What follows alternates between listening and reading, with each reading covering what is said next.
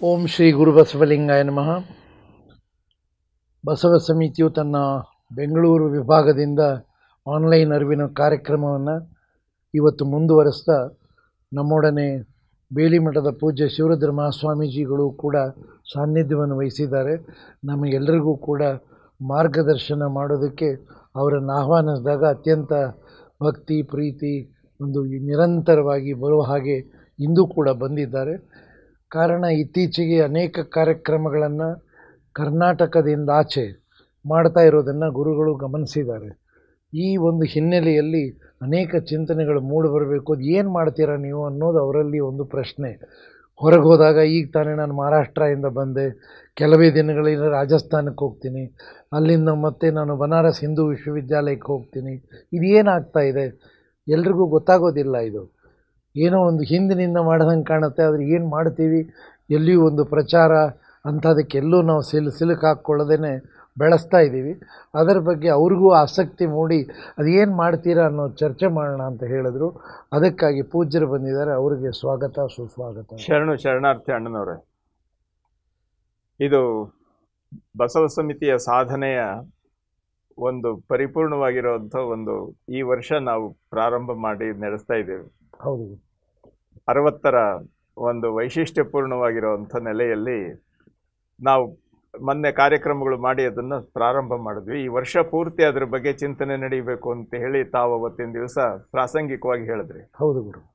ಆ ದೃಷ್ಟಿಯಿಂದ ಬಸವ ಸಮಿತಿಯ ನಡೆದ ಹಾದಿಯ ಗಟ್ಟಿಯಾದಂಥ ಹೆಜ್ಜೆಗಳು ಮತ್ತು ಏರಿದ ಎತ್ತರ ಇದೆಯಲ್ಲ, ಇದರ ಬಗ್ಗೆ ಕುತೂಹಲದಿಂದ ಕೆಲವು ಪ್ರಶ್ನೆಗಳನ್ನು ಕೇಳಬೇಕು ಅಂತ ಅನ್ನುವಂಥ ಲೆಕ್ಕಾಚಾರ. ಇದುವರೆಗೆ ಈ ಭಾಷಾಂತರದ ಒಂದು ವ್ಯವಸ್ಥೆಯನ್ನು ಮೊಟ್ಟ ಮೊದಲು ಪ್ರಾರಂಭ ಮಾಡಿದಾಗ ಎಲ್ಲರಿಗೂ ಇದು ಆಗುತ್ತಾ ಅಂತ ಅನ್ನೋವಂಥ ಒಂದು ಕುತೂಹಲ ಮತ್ತು ಅನುಮಾನ ಇದ್ದಂಥ ಒಂದು ಪ್ರಸಂಗ. ಆದರೆ ಕಲಬುರ್ಗಿಯವರು ತಾವು ತಮ್ಮ ಬಳಗ ಎಲ್ಲ ಸೇರಿಕೊಂಡು ಮೊದಲು 10 ಕೃತಿಗಳನ್ನು ಭಾರತೀಯ ಭಾಷೆಗಳಲ್ಲಿ ಭಾಷಾಂತರ ಮಾಡಿ ಬೆಂಗಳೂರಿನಲ್ಲಿ ಬಿಡುಗಡೆ ಮಾಡಿದಾಗ ನಮಗೆ ಅದೇ ಪರಿಪೂರ್ಣವಾದಂಥ ಸಾಧನೆ ಸಂಪೂರ್ಣ ಆಗೋಯ್ತು ಅಂತ ನಾವು ತಿಳ್ಕೊಂಡಿದ್ವಿ. ಅದು ಹಾಗೆ ಸದ್ದುಗದ್ದಲ ಇಲ್ಲದೆ ಮುಂದಕ್ಕೆ ಬಂದು ಇನ್ನು 13 ಭಾಷೆಗಳು ಸೇರಿ ದೆಹಲಿಯಲ್ಲಿ ಅದು ಬಿಡುಗಡೆ ಆದದ್ದನ್ನು ನಾವು ನೋಡ್ತೇವೆ. ಇದರ ಮೇಲೆ ಮೊನ್ನೆ ತಾವು ಹೇಳುವಂಥ ಸನ್ನಿವೇಶದಲ್ಲಿ ಇಡೀ ಭಾರತದ ಎಲ್ಲ ಭಾಷೆಗಳು ಅಧಿಕೃತವಾದಂಥ ಎಲ್ಲ ಭಾಷೆಗಳಿಗೂ ಸಹ ಈಗ ಭಾಷಾಂತರ ಮುಗಿದಿದೆ ಅಂತ ಅನ್ನುವಂಥ ಒಂದು ವ್ಯವಸ್ಥೆ. ಇದಲ್ಲದೆ ವಿದೇಶಿ ಭಾಷೆಗಳು ಸಹ ಮೂಡಿ ಬರ್ತಾ ಇವೆ. ಇದರ ಪರಿಣಾಮ ಬೇರೆ ಬೇರೆ ರಾಜ್ಯಗಳು ಬೇರೆ ಬೇರೆ ಭಾಷಿಕ ಜನಾಂಗಗಳ ಮೇಲೆ ಏನಾಗಿದೆ ಮತ್ತು ಅವರನ್ನು ಯಾವ ರೀತಿ ಇದು ಎಚ್ಚರಗೊಳಿಸ್ತಾ ಇದೆ ಅಂತ ಅನ್ನುವಂಥ ಕುತೂಹಲದಿಂದ. ಯಾಕೆಂದರೆ ಬಸವ ಸಮಿತಿಯ ಸಾಧನೆ ಎಲ್ಲೂ ಸಹ ಗದ್ದಲದಿಂದ ಕೂಡಿದ್ದಲ್ಲ. ಕವಿ ಹೇಳ್ತಾರೆ, ಸದ್ದು ಗದ್ದಲವಿರದ ಸಾಧನೆ ಇಲ್ಲಿ ಗದ್ದುಗೆ ಏರಿದೆ ಅನ್ನುವಂಥ ಮಾತಿದೆ. ಇಲ್ಲಿ ನಿಶ್ಶಬ್ದದ ಸಾಧನೆ, ಇದು ಶಬ್ದದೊಳಗಣ ನಿಶ್ಶಬ್ದ ಇದೆಯಲ್ಲ, ಇದು ಶಬ್ದ ನಾವು ಅದು ಮಾಡಿದ್ವಿ ಇದು ಮಾಡಿದ್ವಿ ಅಂತ ಹೇಳುವಂಥವು 108 ಇರ್ತವೆ. ಆದರೆ ಶಬ್ದಕ್ಕಿಂತಲೂ ಮಿಗಿಲಾದಂಥ ಅತಿಶಯವಾದ ನಿಶ್ಶಬ್ದದ ಸಾಧನೆಯ ಬಗ್ಗೆ ನಮಗೆ ಪರಿಚಯ ಮಾಡಿಕೊಡಿ ಮತ್ತು ಅದರ ಬಗ್ಗೆ ಬೇರೆಯವ್ರಿಗೂ ಒಂದು ಸ್ಫೂರ್ತಿ ಚೈತನ್ಯ ಆಗ್ತದೆ. ಮೊನ್ನೆ ತಾವು ಮಹಾರಾಷ್ಟ್ರದಲ್ಲಿ ಕೊಲ್ಲಾಪುರದಲ್ಲಿ ಒಂದು ಯೂನಿವರ್ಸಿಟಿನಲ್ಲಿ ಬಸವಪೀಠದ ವ್ಯವಸ್ಥೆಗಳಿಗೆ ಹೋದ್ವಿ. ನಾವು ಕರ್ನಾಟಕ ವಿಶ್ವವಿದ್ಯಾನಿಲಯದಲ್ಲಿ ಅಷ್ಟೇ ಬಸವಪೀಠ ಅಂತ ನಾವು ತಿಳ್ಕೊಂಡಿದ್ವಿ.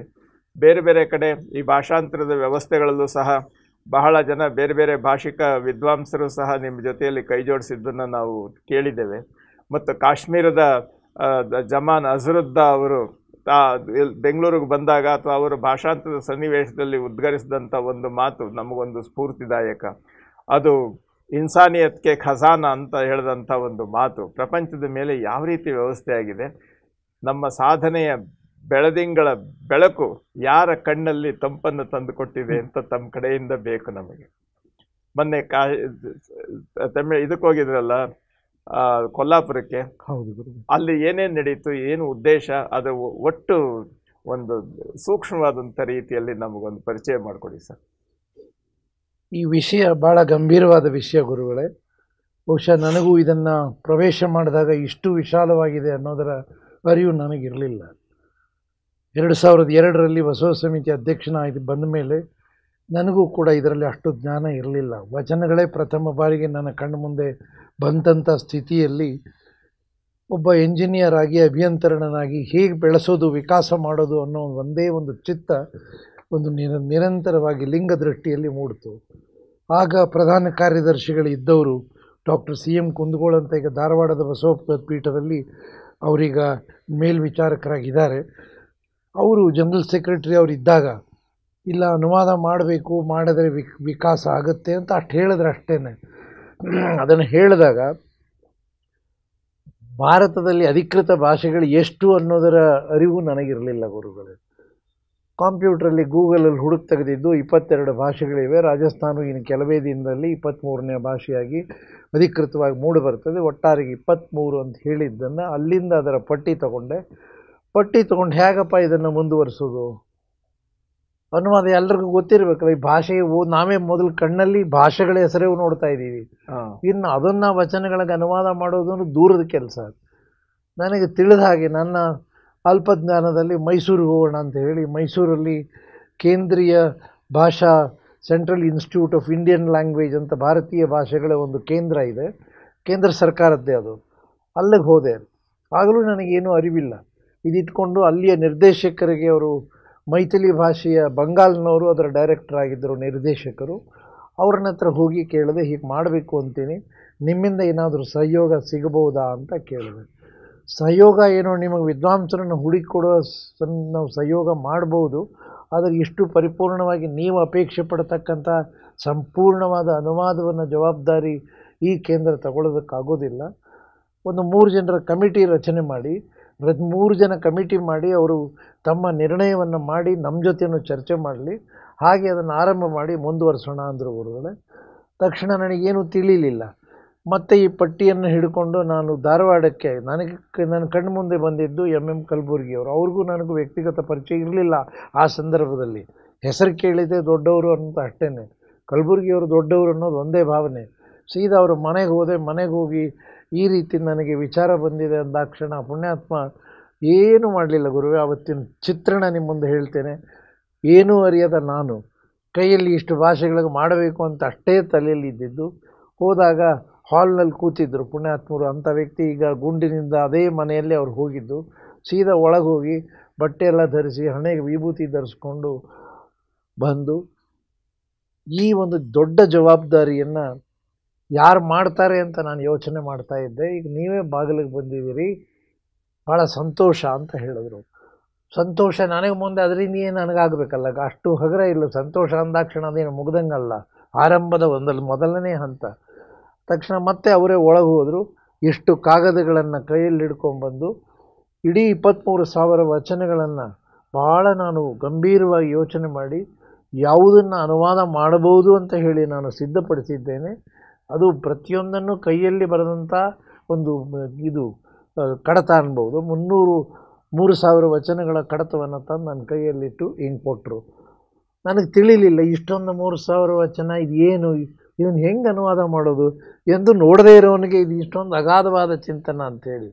ಆಮೇಲೆ ಅವರೇ ಕೂತ್ಕೊಂಡು ಇದಕ್ಕೆ ಮುಂದುವರಿಸೋದಕ್ಕೆ ನಿಮ್ಮ ಸಹಕಾರಿ ಬೇಕಾಗ್ತದೆ ಅಂದಾಗ ಆಯಿತು ಅಂತ ಹೇಳಿ ಅವರೇ ನಮ್ಮ ಇಡೀ ಕ್ರಿಯಾ ಯೋಜನೆಯ ನಿರ್ದೇಶಕರಾಗಿ ಅವರು ಆವತ್ತು ಜವಾಬ್ದಾರಿ ಹೊತ್ಕೊಂಡಿದ್ದು ನೆನಪಿದೆ. ಅಲ್ಲಿ ಪ್ರಾರಂಭವಾಗಿ ಮತ್ತೆ ನಾನು ಎರಡನೆಯ ಒಬ್ಬ ವ್ಯಕ್ತಿಯನ್ನು ಅವ್ರು ಹೇಳಿದರು, ಸೆಂಟ್ರಲ್ ಇನ್ಸ್ಟಿಟ್ಯೂಟ್ನವರು 3 ಜನನ ಆರಿಸಿ ಅಂತ ಹೇಳಿ. 3 ಜನನ ಆರಿಸಿ ಅಂದಾಗ ನಾನು ಮತ್ತೆ ಜಯವರೇಗೌಡರ ಹತ್ರ ಮೈಸೂರಿಗೆ ಹೋದೆ. ಇದು ಒಂದಕ್ಕೊಂದು ನನಗೆ ಬಂದಿದ್ದೀರ, ಬಸವಣ್ಣ ಒಳಗಿಂದ ಪ್ರೇರಣೆ ನೀಡಿದ್ರು. ನನಗೆ ಜವರೇಗೌಡರು ಅಟ್ಟೆಗೆ ಆತ್ಮೀಯರಲ್ಲ, ಕಲಬುರ್ಗಿಯವರು ಆತ್ಮೀಯರಲ್ಲ. ಅಲ್ಲಿ ಹೋದೆ, ಅವ್ರು ಆ ರೀತಿ ಕೊಟ್ಟರು. ಜವರೇಗೌಡರ ಹತ್ರ ಮೈಸೂರಿಗೆ ಹೋಗಿ ಅವ್ರ ಪಾಪ ಕೂತಿದ್ರು ಅವರ ಮನೆಯಲ್ಲಿ.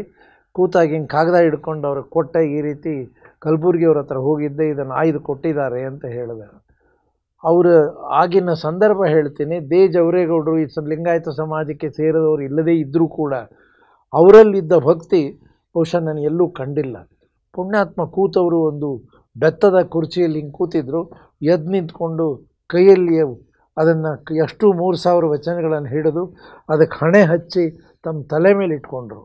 ಇಷ್ಟು ಮಾಡೋದಕ್ಕೆ 800 ವರ್ಷದ ಮೇಲೆ ನೀನು ಹುಟ್ಟು ಬರಬೇಕಾಗಿತ್ತೇನಪ್ಪ ಅಂದರು. ಹೇಳಿದವ್ರು ಯಾರು?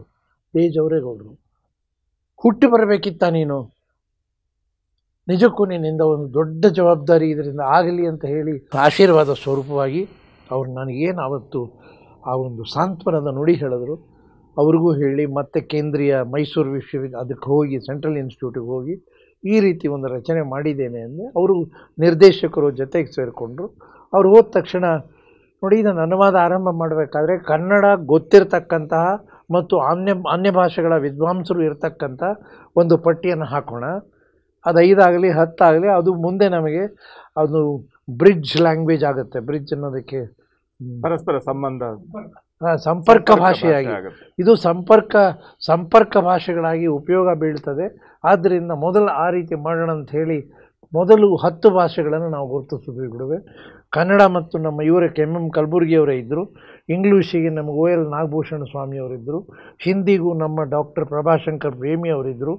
ಸಂಸ್ಕೃತಿಗೆ ಮೈಸೂರಿನಲ್ಲಿ ನಾಗರಾಜರಾವ್ ಅಂತೇಳಿ ಪ್ರಸಿದ್ಧ ನಾಗರಾಜರಾವ್ ಅವರಿದ್ದರು.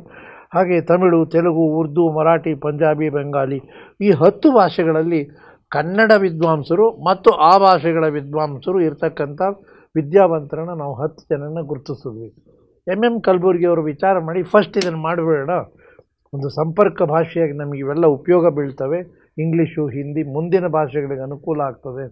ನನಗೆ ಅಷ್ಟೇ ತಿಳಿಯಿತು. ಅವ್ರು ಹೇಳಿದ್ದನ್ನು ಚಾಚು ತಪ್ಪದೆ ಮಾಡೋದು ಒಂದೇ ನನ್ನ ಕೆಲಸ. ಶುರು ಮಾಡಿದ್ವಿ. ಈ 10 ಜನರನ್ನ ಗುರುತಿಸಿದ್ವಿ. ಇವ್ರನ್ನೆಲ್ಲ ಅನುವಾದಕರನ್ನ ಅದಕ್ಕೆ ಸುಮಾರು ಒಂದು 70-80 ಜನ ಎಲ್ಲರನ್ನು ಗುರುತಿಸಿ ಒಂದೊಂದು ಭಾಷೆ ಆದಮೇಲೆ ಒಂದೊಂದು ಭಾಷೆಗೆ ವಾರ ಒಂದೊಂದು ಭಾಷೆ ತೊಗೊಂಡಾಗಲೂ MM ಕಲಬುರ್ಗಿಯವರು ಧಾರವಾಡದಿಂದ ಬರ್ತಿದ್ದರು. ಇದಕ್ಕಿಂತ ದೊಡ್ಡ ಕೆಲಸ ನನಗೆ ಏನೂ ಇಲ್ಲ, ನೀವೊಬ್ಬರು ಈ ಕಾರ್ಯಕ್ರಮಕ್ಕೆ ಬನ್ನಿ ಅಂದರೆ ಬಂದು ಹೋಗ್ತೀನಿ ಅಂತ ಬಂದು ಹೋಗ್ತಿದ್ರು. ಆ ನಿಷ್ಠೆ, ಅವರಲ್ಲಿದ್ದಂಥ ನಿಷ್ಠೆ ನಮಗೂ ಪ್ರೇರಣೆ ನೀಡ್ತು. ಅಪ್ಪ ಇಂಥ ದೊಡ್ಡ ವ್ಯಕ್ತಿ ಈ ರೀತಿ ಹೇಳಿದ ತಕ್ಷಣ ಒಂದು ಕಾರ್ಯಕ್ರಮಕ್ಕೆ ಅವ್ರು ಕರಿಬೇಕಾದ್ರೆ 3-4 ತಿಂಗಳು ಏನೂ ಇಲ್ಲ. ಇವತ್ತು ಫೋನ್ ಮಾಡಿ ನಾಳೆ ಒಂದು ಸಭೆ ಸೇರಿಸ್ತಾ ಇದ್ದೀನಿ ಅಂದರೆ ಆಯಿತು, ಇವತ್ತು ಟ್ರೈನ್ ಟಿಕೆಟ್ ಸಿಕ್ಕರೆ ಬಂದುಬಿಡ್ತೀನಿ ಅಂತ ಬಂದುಬಿಡೋರು. ಆ ಒಂದು ಅವರ ಆ ವಿಷಯದಲ್ಲಿ ಇದ್ದಂಥ ಆಸಕ್ತಿ ಕಷ್ಟಪಟ್ಟುಕೊಂಡು ಸ್ವಲ್ಪ ಡಿಫಿಕಲ್ಟ್ ಆಯಿತು ಆರಂಭದಲ್ಲಿ. ಆಂಗ್ಲ ಭಾಷೆಯಲ್ಲಿ 5-6 ಜನರ ಒಂದು ಗುಂಪನ್ನು ಗುರುತಿಸ್ಕೊಂಡ್ವಿ. ಸಂಸ್ಕೃತಕ್ಕೆ ನಾಗರಾಜರಾಯರು ಅವರೇ ಮೈಸೂರಿನಲ್ಲಿ ವಿಶೇಷವಾದ ವ್ಯಕ್ತಿಗಳನ್ನು, ಇಂಗ್ಲೀಷನ್ನು ಬೆಂಗಳೂರಲ್ಲೇ ಮಾಡಿಕೊಂಡ್ವಿ. ಇದು ಸಂಸ್ಕೃತವನ್ನು ನಾವು ಪೂರ್ಣ ಸುತ್ತೂರು ಮಠದಲ್ಲಿ ಅಲ್ಲಿಯ ವಿದ್ವಾಂಸರು ಮತ್ತು ಅಲ್ಲಿರ್ತಕ್ಕಂಥ ವ್ಯವಸ್ಥೆಯನ್ನು, ಕಾರ್ಯಾಗಾರಗಳಿಗೆ ವ್ಯವಸ್ಥೆ ಬೇಕಲ್ಲ, ಎಲ್ಲೋ ಹೋಗಿ ಮಾಡೋಕ್ಕಾಗೋದಿಲ್ಲ. ಎಲ್ಲೋ ಹೋಗಿ ಬಾಡಿಗೆ ತೊಗೊಂಡು ಹೋಟೆಲಲ್ಲಿ ಮಾಡುವಷ್ಟು ಸಣ್ಣ ವಿಷಯ ಅಲ್ಲ ಇದು. ಅದಕ್ಕೂ ಒಂದು ಗೌರವಪೂರ್ಣ ಇರಲಿ ಅಂತ ಹೇಳಿ ಅದನ್ನು ನಾಗರಾಜರಾಯರ ಹತ್ರ ಹೋಗಿ ಸುತ್ತೂರು ಮಠದಲ್ಲಿ ಸುಮಾರು 3-4 ದಿನ ಪೂರ್ಣ ಪೂಜ್ಯ ಗುರುಗಳು ನಮ್ಮ ಕುಡಿಯುವ ನೀರನ್ನು ಹಿಡಿದ ಊಟ ತಿಂಡಿ ಮಲಗೋದಕ್ಕೆ ವ್ಯವಸ್ಥೆ ಎಲ್ಲವನ್ನು ಏನು ರೀ ದೊಡ್ಡ ಕೆಲಸ ಮಾಡ್ತಾಯಿದ್ದೀರಾ ಮಾಡಿ ಅಂಥೇಳಿ ಆ ರೀತಿ ಒಂದು ಪೂರಕ ಸಂಸ್ಕೃತಕ್ಕೆ ಸಿಕ್ತು ನನಗೆ.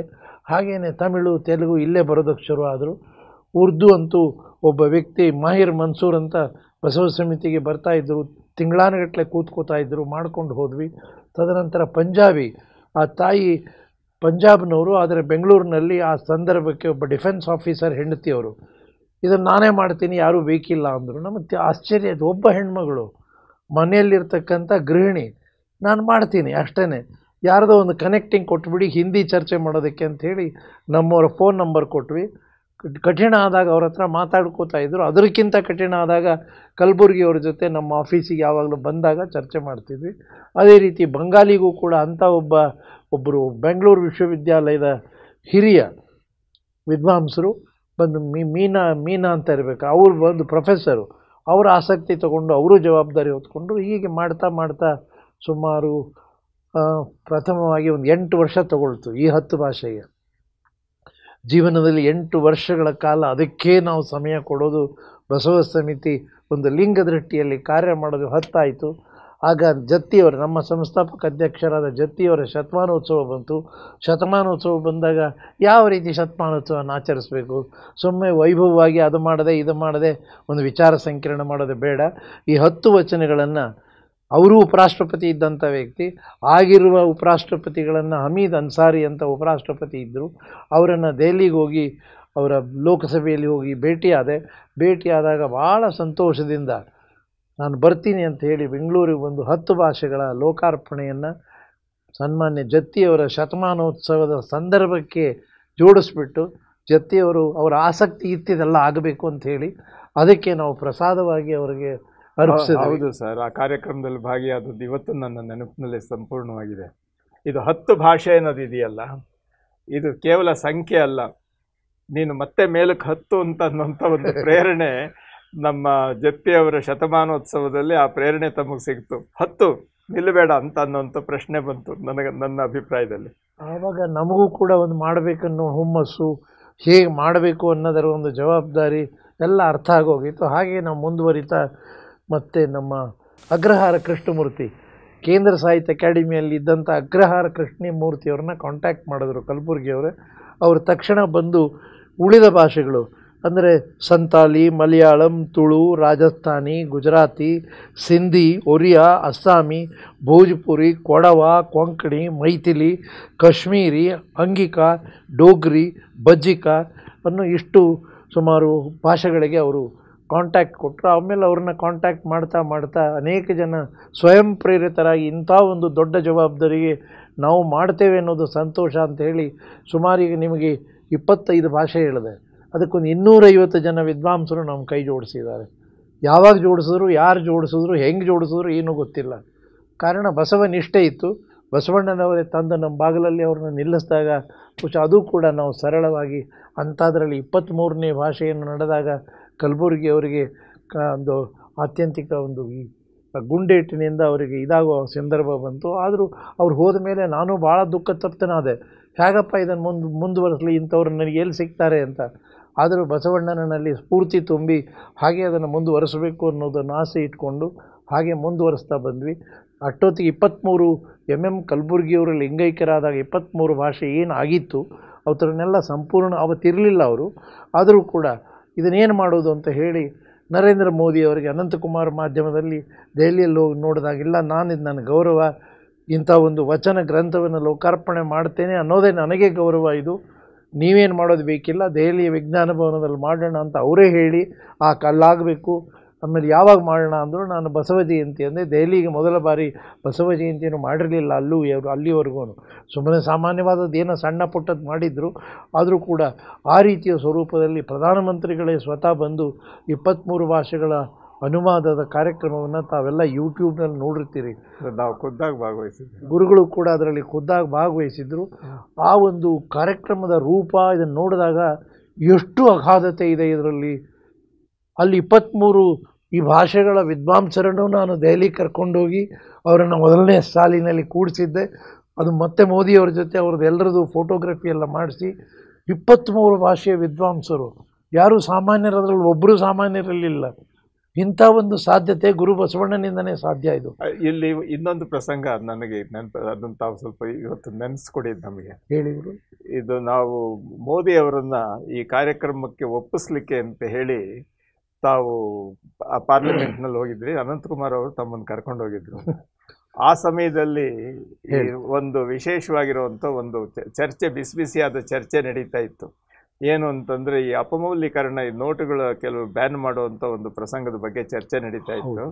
ಅಲ್ಲಿ ಈ ಪುಸ್ತಕದ ಬಿಡುಗಡೆಗೆ ಅಂತ ಹೋದಾಗ ಇದ್ರ ಬಗ್ಗೆ ಬಸವಣ್ಣವ್ರು ಏನು ಹೇಳ್ತಾರೆ ಅಂತ ಅಂದ್ಬಿಟ್ಟು ಕುತೂಹಲದಿಂದ ಅವರು ಪ್ರಶ್ನೆ ಮಾಡಿದಾಗ, ಸುಂಕವತ್ತೆತ್ತಲ್ಲದೆ ಆ ವಚನ ನೀವು ಹೇಳಿದ್ರಿ, ಅದನ್ನು ಕೊಟ್ಟಾಗ ಇದು ಮೊದಲೇ ಗೊತ್ತಾಗಿದ್ದರೆ ನಾನು ಅಲ್ಲೇ ಹೇಳ್ತಾ ಇದ್ದೆ ಅಂತ ಅನ್ನೋಂಥ ಮಾತನ್ನು ಅವರು ಉದ್ಗಾರ ತೆಗೆದ್ರು ಅಂತ ಅನ್ನೋಂಥ ಮಾತು ಕೇಳಿದ್ದೆ. ಅದ್ರ ಬಗ್ಗೆ ಸ್ವಲ್ಪ ವಿವರ ಹೇಳಿ ಸರ್.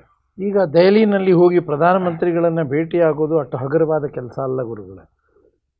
ತಂದೆಯವರಿದ್ದ ಸಮಯ ಮತ್ತು ಈಗ ಭಾಳ ಸಮಯದಲ್ಲಿ ಇರೋದರಿಂದ ನಾನು ಹೆಂಗಪ್ಪ ಮಾಡಲಿ ಅಂತ ಹೇಳಿ ಧಾರವಾಡದಲ್ಲಿದ್ದಂತಹ ex member of the parliament IG ಸನದಿಯವರಿಗೆ ನಾನು ಪರಿಚಯ ವ್ಯಕ್ತಿಗತವಾಗಿ. ಅವ್ರಿಗೆ ಫೋನ್ ಮಾಡಿದೆ, ಅಣ್ಣ ಮೋದಿಯವ್ರನ್ನ ಭೇಟಿ ಆಗಬೇಕಲ್ಲ, ಅದು ಯಾಕೆ ಅಂದರು. ಹೀಗೆ 23 ಭಾಷೆ ಸಿದ್ಧ ಆಗಿದೆ ಅಂದ ತಕ್ಷಣ ಅವರು ಆಸಕ್ತಿ ವಹಿಸಿದ್ರು. ಸೀದಾ ಅವರು ಧಾರವಾಡದಿಂದ ದೆಹಲಿಗೆ ಬಂದರು. ನಾನು ಇಲ್ಲಿಂದ ಹೋದೆ. ಹೆಂಗೆ ಮಾಡೋದು ಇದನ್ನು? ಪ್ರಧಾನಮಂತ್ರಿಗಳಿಗೆ ಹೋಗಬೇಕು, ಭೇಟಿ ಆಗಬೇಕು, ಅಪಾಯಿಂಟ್ಮೆಂಟ್ ಅಂತೂ ನಾವು ತಗೊಂಡಿಲ್ಲ. ಇಂಥ ಸಂದರ್ಭದಲ್ಲಿ ಅವರೇನು ಹೇಳಿದ್ರು, ಅನಂತಕುಮಾರ್ ಅವ್ರ ಹತ್ರ ಹೋಗೋಣ ಬನ್ನಿ ಅಂದರು. ಅನಂತಕುಮಾರ್ ಅವರು ಅವಾಗ ಪಾರ್ಲಿಮೆಂಟ್ರಿ ಅಫೇರ್ಸ್ ಮಿನಿಸ್ಟ್ರಿ ಇದ್ದರು. ಅವ್ರ ಹತ್ರ ಹೋದ್ವಿ. ಹೋದ್ಮೇಲೆ ಅಲ್ಲಿ ಅವರು ಭಾಳ ಆತ್ಮೀಯತೆಯಿಂದ ನಮ್ಮನ್ನು ಆಹ್ವಾನವಾಗಿ, ಜತ್ತಿಯವ್ರಿಗೆ ಪರಿಚಯ ಇದ್ದಂಥ ವ್ಯಕ್ತಿ, ಈ ರೀತಿ 23 ಭಾಷೆ ಅಂತ ಕೈಯಲ್ಲಿ ಬ್ಯಾಗ್ ಹೊತ್ಕೊಂಡು ಹೋಗಿದ್ವಿ. 23 ಭಾಷೆ ಅವ್ರು ಮುಂದೆ ಇಟ್ಟಾಗ, ಇದು ಏನ್ರಿ ಇದು ಕೆಲಸ ಪ್ರಯಾಸ ಎಷ್ಟಾಗಿದೆ ಅಂದರು.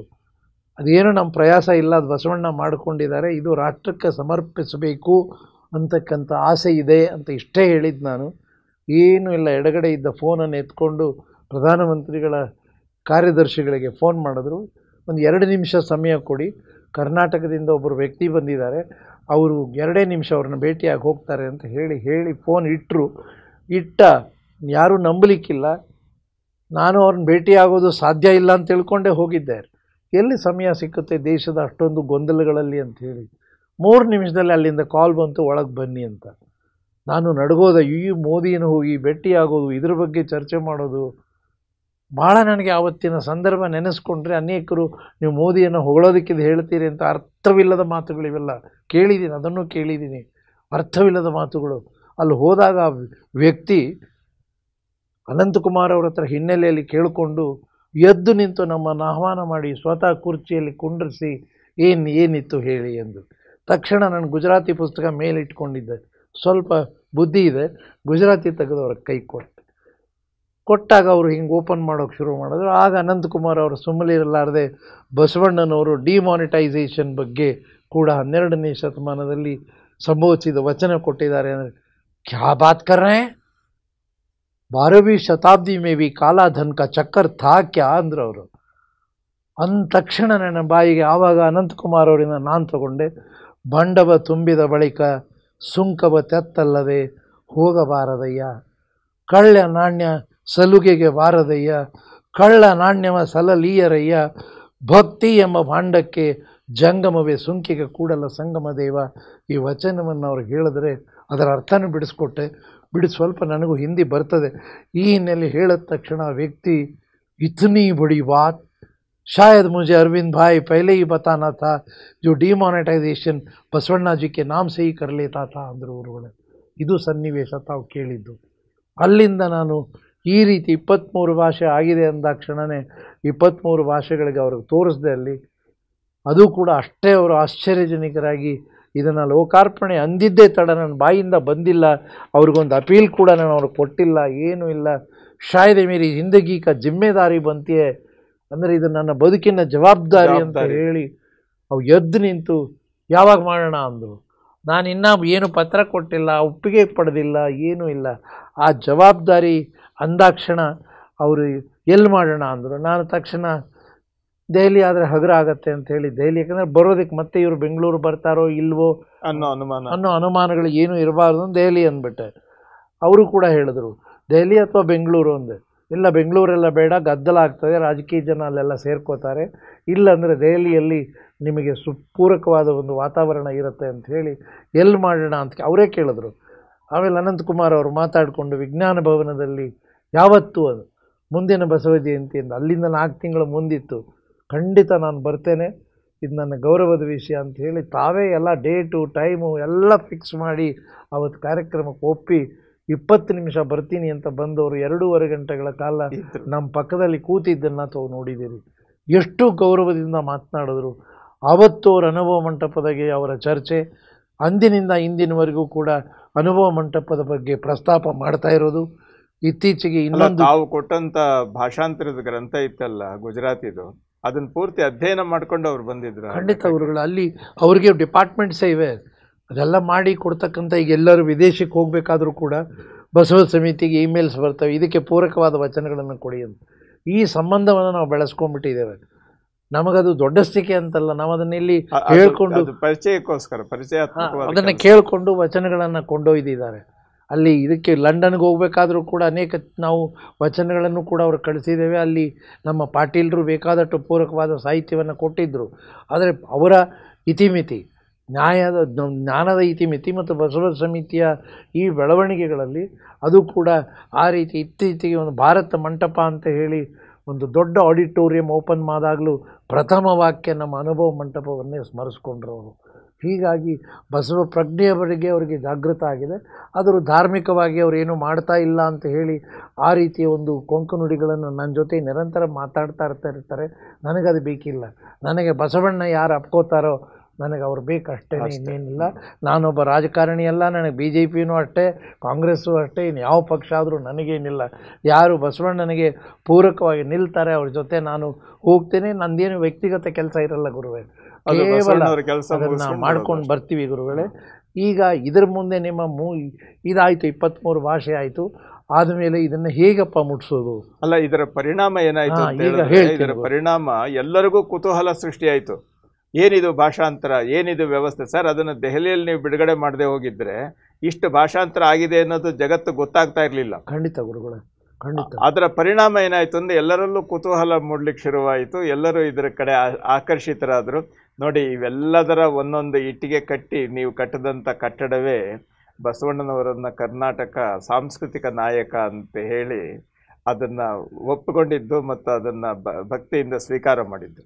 ಆ ಒಂದು ಕಾರ್ಯಕ್ರಮದ ಯೂಟ್ಯೂಬಲ್ಲಿ ರೀಚ್ ನೋಡಿದ್ರೇ ಗೊತ್ತಾಗುತ್ತೆ, ಲಕ್ಷಾಂತರ ಜನ ನೋಡಿದ್ದಾರೆ. ಹೌದು. ಮೋದಿಯವರು ಉಪನ್ಯಾಸವನ್ನು ಏನು ಹೇಳ್ತಾರೆ ಇವರು? ಮೋದಿ ಏನೂ ಗೊತ್ತಿಲ್ಲದ ಬಸವಣ್ಣನ ಬಗ್ಗೆ ಆರಂಭ ಮಾಡಿದ್ದೆ ಓಂ ಶ್ರೀ ಗುರು ಬಸವಲಿಂಗಾಯ. ಅದಕ್ಕೆ ನನಗೇನಪ್ಪ, ಈ ಮನುಷ್ಯ ಇಷ್ಟು ಗಂಭೀರವಾಗಿ ಆರಂಭದಲ್ಲಿ ಪ್ರಧಾನಮಂತ್ರಿ ನಮ್ಮವರೇ ಇನ್ನು ವೇದಿಕೆಗಳಲ್ಲಿ ಓಂ ಶ್ರೀ ಗುರು ಬಸವಣ್ಣ ಅನ್ನೋದಿಲ್ಲ, ತಾವೆಲ್ಲ ಗಮನಿಸಿರ್ತೀರಿ. ಆದರೆ ಒಬ್ಬ ಮೋದಿ ಪ್ರೈಮ್ ಮಿನಿಸ್ಟರ್ ಆಗಿ ಓಂ ಶ್ರೀ ಗುರು ಬಸವಲಿಂಗಾಯನ್ಮ ಅಂತಲೇ ಆರಂಭ ಮಾಡಿದ್ರು. ಆ ಪೂಜ್ಯತೆಯಿಂದ ಆರಂಭವಾದ ನಂತರ ಮತ್ತೆ ನಾವು ಅನೇಕ ರಾಜ್ಯಗಳಿಗೆ ಹೋಗಿ ಬಂದ್ವಿ. ಕೇರಳ ರಾಜ್ಯಕ್ಕೆ ಹೋದ್ವಿ, ಯಾತ್ರೆ ಮಾಡಿದ್ವಿ. ಅಲ್ಲಿ ಗುರುಗಳೇ ಒಂದು 15-20 ದಿನ ಪ್ರತಿ ಜಿಲ್ಲೆಗಳಿಗೂ ಬಸವ ನವೋತ್ಥಾನ ಯಾತ್ರೆ, ಬಸವ ನವೋತ್ಥಾನ ಯಾತ್ರೆ ಅಂತ ಇಡೀ ರಾಜ್ಯವನ್ನು ಕಾಸರಗೋಡಿನಿಂದ ತಿರುವನಂತಪುರಂವರೆಗೂ ಕೂಡ ಒಂದು ಯಾತ್ರೆ ಮಾಡಿಕೊಂಡು ಅಲ್ಲಿ ವಚನಗಳನ್ನು ನಾವು ಬಿಡುಗಡೆ ಮಾಡ್ತಾ ಬಂದ್ವಿ. ಹಾಗೆ ನಾವು ಆಂಧ್ರ ಪ್ರದೇಶಕ್ಕೆ ಹೋದ್ವಿ, ಆಂಧ್ರ ಪ್ರದೇಶ ಯಾತ್ರೆ ಮಾಡಿದ್ವಿ. ತೆಲಂಗಾಣ ಎಲ್ಲ 30 ದಿನ 25 ದಿನ. ಯಾರು ಅದು ಕಲ್ಪಿಸ್ಕೊಳ್ಳೋಕ್ಕೂ ಸಾಧ್ಯ ಇಲ್ಲ. ಏನು ಅಂದರೆ ಬಸವ ಪ್ರೇರಣೆ ಅಷ್ಟೇ. ಇದನ್ನು ನಾನು ಮಾಡದೆ ಅನ್ನೋದು ಎಲ್ಲೂ ನನ್ನ ಬಾಯಲ್ಲಿ ಎಂದೂ ಬರೋದಿಲ್ಲ. ನಾನು ಅನ್ನೋದು ಇಲ್ಲಿ ಪ್ರಶ್ನೆನೇ ಇಲ್ಲ. ಇಲ್ಲಿ ಅವರು ಎಷ್ಟು ನೀ ಮಾಡಿದಡಾಯಿತು, ಅವ್ರು ಮಾಡ್ಕೊಳ್ಳಿ. ತೆಲಂಗಾಣ ನಮ್ಮನ್ನು ಯಾರು ಕರಿಬೇಕು? ಆಂಧ್ರದಲ್ಲಿ ಯಾರು ಕರಿಬೇಕು ನಮ್ಮನ್ನು? ಇಡೀ ರಾಜ್ಯವೇ ಹೋಗಿದ್ದೀವಿ. ಅದೇ ರೀತಿ ಮಹಾರಾಷ್ಟ್ರ 27 ಜಿಲ್ಲೆಗಳಿಗೆ 32 ದಿನ ಸತತವಾಗಿ ಪ್ರಯಾಣ ಮಾಡಿದ್ದೀವಿ. ಮಧ್ಯಾಹ್ನ ಬಿಸಿಲುಗಳಲ್ಲಿ ಓಡಾಡಿಕೊಂಡು ತಿಂಗಳುಗಟ್ಟಲೆ ಓಡಾಡಿ ವಚನಗಳನ್ನು ಮರಾಠಿ ಭಾಷೆಗಳಿಗೆ ಹಂಚ್ತಾ ಅದರ ಬಗ್ಗೆ ಉಪನ್ಯಾಸಗಳನ್ನು ಬೇರೆಯವ್ರ ಹತ್ರ ಎಲ್ಲ ಮರಾಠಿ ಬರೋರ ಹತ್ರ ಮಾತಾಡಿಸ್ತಾ ಹಾಗೆ ಅದನ್ನು ಸೂಕ್ಷ್ಮವಾಗಿ ಆ ಒಂದು ಬುನಾದಿ ನೀವು ಹಾಕಿದ್ದ ಲೆಕ್ಕದಲ್ಲಿ ಈಗ ಬೆಳೆದಂಥ ಒಂದು ಮಹಾವೃಕ್ಷ ಮೊನ್ನೆ ಕಾರ್ಯಕ್ರಮಕ್ಕೆ ತಾವು ದಯ ಮಾಡಿದ್ರಲ್ಲ, ಅದ್ರ ಬಗ್ಗೆ. ಹೌದು ಗುರುಗಳೇ, ಅದನ್ನು ಕೂಡ ಒಂದು ಸಾಂದರ್ಭಿಕವಾಗಿ ಮೊದಲು ತುಳು ಭಾಷೆಗಾದಾಗ ತುಳು ಭಾಷೆಯಲ್ಲಿ ಇಲ್ಲಿವರೆಗೂ ಒಂದು ಪ್ರಾರ್ಥನೆಗಳಿಲ್ವಂತೆ. ನಮಗೂ ಇದೆಲ್ಲ ಹೊಸಾದೆ. ನಮಗೇನು ಗೊತ್ತಿತ್ತು ತುಳು ಭಾಷೆಯ ಆ ಸಂಸ್ಕೃತಿ ಏನು ಗೊತ್ತು, ಅವರ ಒಳಗೆ ಆಳ. ನಮಗೆ ಕನ್ನಡ ಅಂದರೆ ಗೊತ್ತಿರುತ್ತೆ, ನಾವು ಒಂಚೂರು ಮಾತಾಡ್ತೀವಿ. ತುಳು ಭಾಷೆಯಲ್ಲಿ ಇಲ್ಲಿವರೆಗೂ ಕೂಡ ಒಂದು ಪ್ರಾರ್ಥನೆಯ ಸ್ವರೂಪದ ಯಾವುವು ಇವೇ ಇಲ್ವಂತೆ. ಹೀಗಾಗಿ ವಚನಗಳನ್ನೇ ಪ್ರಾರ್ಥನೆಗಳು ಬಡಿಸ್ಕೊಂಡ್ಬಿಟ್ಟಿದ್ದಾರೆ. ನೋಡಿ, ಬಸವಣ್ಣ ಯಾವ ಸ್ವರೂಪದಲ್ಲಿ ಪ್ರಾರ್ಥನೆಗಾಗಿ ಬಸವಣ್ಣನ ವಚನಗಳು ತುಳು ಭಾಷೆಯಲ್ಲಿ ಉಪಯೋಗ ಆಗ್ತಾ ಇದೆ. ಹೀಗಾಗಿ ಅಲ್ಲೇ ವಿಕಾಸದ ಹಾದಿ ಹಿಡಿತು. ಹಾಗೆ ಈಗ ಅಂಗಿಕಾ ಭಾಷೆ ಅಂತ ಇನ್ನೊಂದು ಮಾಡಿದ್ದೀವಿ. ಅದು ಅಂಗಭಾಷೆ. ಅಂಗರಾಜ್ಯ ಅಂದರೆ ಕರ್ಣನ ರಾಜ್ಯ. ಬಿಹಾರದ ಕರ್ಣನ ರಾಜ್ಯದಲ್ಲಿ ಅಂಗಿಕಾ ಭಾಷೆಯ ಚರ್ಚೆಯನ್ನು ಕೂಡ ಮೊನ್ನೆ ಕೆಲವು ದಿನಗಳ ಹಿಂದೆ ನಾವು ಮುಂದೆ ಅದನ್ನು ಒಂದು ಆನ್ಲೈನ್ ಕಾರ್ಯಕ್ರಮದಲ್ಲಿ ಬರ್ತಾ ಇದ್ದೀವಿ. ಅಂಗಿಕಾ ಭಾಷೆಯಲ್ಲಿ ಇವತ್ತಿಗೆ ಅವ್ರಿಗೂ ಪ್ರಾರ್ಥನೆ ಇಲ್ಲ. ವಚನಗಳೇ ಅಂಗಿಕಾ ಭಾಷೆಯ ಪ್ರಾರ್ಥನಾ ಸ್ವರೂಪ. ವಿಕಾಸ ಹೆಂಗಾಗುತ್ತೆ? ಇದನ್ನು ಮಾಡಿ ಏನು ಮಾಡ್ತೀರಿ ಅಂದವರು ಇದ್ದಾರೆ ನಮ್ಮಲ್ಲೇ. ಅದನ್ನು ಕೇಳಿದ್ದೇವೆ. ಇದನ್ನು ಮಾಡ್ತೀರಿ, ಇದೆಲ್ಲ ಪುಸ್ತಕಗಳನ್ನು ಏನು ಮಾಡೋದು? ಕೋಟಿಗಟ್ಟಲೆ ಇದನ್ನು ತಂದು ಸ್ಟಾಕ್ ಮಾಡಿ ಅದನ್ನು ಏನು ಮಾಡ್ತೀರಾ ನೀವು? ಒಂದಿನ ಹಾಕಬೇಕಾಗತ್ತೆ ಗುಜರಿಗೆ ಅನ್ನೋ ಒಂದು ಮಾತನ್ನು ಆಡದವರು ಇದ್ದಾರೆ. ಆದರೆ ಈ ರೀತಿ ಒಂದು ಅಂಗಿಕಾ ಭಾಷೆಗೆ ಒಂದು ಪೂರಕವಾದ ಭಾಷೆ ಆಯಿತು. ಅದೇ ರೀತಿ ತುಳು ಭಾಷೆಗೆ ಅದೇ ಆಯಿತು. ಈಗ ತಾನೇ ಕೇರಳದಲ್ಲಂತೂ ಈಗ ಯಾರಾದರೂ ಸಾಮಾನ್ಯರಿಗೆ ಮಾತಾಡಿಸಿ ಅವರು ಶ್ರೀ ಗುರು ಬಸವಲಿಂಗಾಯನ್ಮ ಅಂತಾರೆ. ಅವರ ಮನೆಗಳಲ್ಲೆಲ್ಲ ಬಸವಣ್ಣನ ಫೋಟೋ ಆದರೂ ಇಟ್ಕೊಂಡಿದ್ದಾರೆ. ಬೇರೆ ಎಲ್ಲಿದೆ? ನಮ್ಮ ಕನ್ನಡ ನಾಡಿನಲ್ಲೇ ಓಡಾಡೋದು. ಅದು ಒಂದು 2-3 ಪ್ರತಿಮೆಗಳು ಕೇರಳದಲ್ಲಿ ಆಗಲೇ ಉದ್ಘಾಟನೆ ಆದವು. ಈಗ ಸೋಷಿಯಲ್ ಸ್ಟಡೀಸ್ ಮಲಯಾಳಂ ಭಾಷೆಯಲ್ಲಿ ಒಬ್ಬ ಕ್ರಾಂತಿ ಪುರುಷ ಬಸವಣ್ಣ ಅಂತೇಳಿ ಅವರ ಸೋಷಿಯಲ್ ಸ್ಟಡೀಸ್ ಬುಕ್ಕಲ್ಲಿ ಇನ್ನೊಂದು ಅಲ್ಲಿ ಸರ್ಕಾರ ಅದು ಮಿಡ್ಲ್ ಸ್ಕೂಲ್ ಟೆಕ್ಸ್ಟ್ ಬುಕ್ ನಲ್ಲಿ ಸಹ ಸೋಷಿಯಲ್ ಸ್ಟಡೀಸ್ ಬುಕ್ಕಲ್ಲಿ ಬಸವಣ್ಣ ಬಂದ್ರೀಗ. ಯಾಕೆ? ಈ ಮಲಯಾಳಂ ವಚನಗಳಿಂದ. ಇದನ್ನು ನಾವು ಮರೆಯೋಕ್ಕಾಗೋದಿಲ್ಲ. ನಾವೇನು ದೊಡ್ಡ ಕೆಲಸ ಮಾಡಿ ಸಾಧನೆಯನ್ನು ಹಿಮಾಲಯ ಎತ್ತಿಲ್ಲ ಇಲ್ಲಿ. ಅದಕ್ಕೆ ಪೂರಕವಾಗಿ ಏನೇನು ನಡೀತಾ ಇವೆ ಪ್ರತಿಕ್ರಿಯೆಗಳು. ಉದಾಹರಣೆಗೆ ನಮ್ಮ ಮರಾಠಿ ಗುರುಗಳು ಹೇಳಿದ ಪ್ರಶ್ನೆ ಅದು. ಮರಾಠಿ ಭಾಷೆಗೆ ಈ ಗ್ರಂಥ ಮರಾಠಿ ಭಾಷೆಯಲ್ಲಿ 4ನೇ ಮಾರಿ ಮುದ್ರಣ ಆಗ್ತಾ ಇದೆ. ಇದು ಆದ ಮೇಲೆ ನಮ್ಮ ಬಾಲ್ಕಿ ಪಟ್ಟದ್ದೇವರು ಬಾಲ್ಕಿಯಿಂದ ಅವರು ಸುಮಾರು 180 ಮರಾಠಿ ಪುಸ್ತಕಗಳನ್ನು ಹೊರತಂದಿದ್ದಾರೆ, ಸಣ್ಣದು, ಎಲ್ಲರಿಗೂ ಉಪಯೋಗ ಆಗುವ ಹಾಗೆ. ಏನಕ್ಕೆ? ಪೂರಕವಾಗಿ ಈ ಬಹುಭಾಷಾ ವಚನ ಅನುವಾದದ ಯೋಜನೆಯ ಪ್ರಯತ್ನ ಅರವಿಂದ್ ಜತ್ತಿ ಬಸವ ಸಮಿತಿ ಅನುವಾದ ಮಾಡೋಕ್ಕಾದರೆ ನಮಗೆ ಯಾಕಾಗಲ್ಲ ಅಂತ ಹೇಳಿ ಅದೂ ಕೂಡ ಇದೆ. ಅನೇಕ ಪುಸ್ತಕಗಳು ಈಗ ಪ್ರಕಟಣೆ ಆಗ್ತಾ ಇವೆ. ನಿಮಗೆಲ್ಲ ಆಶ್ಚರ್ಯ ಆಗ್ಬೋದು. ಈ ಗ್ರಂಥದ ಹಿನ್ನೆಲೆಯಲ್ಲಿ ಈಗಾಗಲೇ 20 ನಮಗೆ ಡಾಕ್ಟರೇಟ್ಸ್ ಕೂಡ ಮಹಾರಾಷ್ಟ್ರ ಸರ್ಕಾರದ ಮಹಾರಾಷ್ಟ್ರ ರಾಜ್ಯದಲ್ಲಿ 20 ಡಾಕ್ಟರೇಟ್ ಬಂದಿವೆ ಗುರುಗಳೇ. ಈಗ ಇದನ್ನೇನು ವಿಶ್ವಾಸ ಮಾಡೋಕ್ಕೂ ಆಗಲ್ಲ.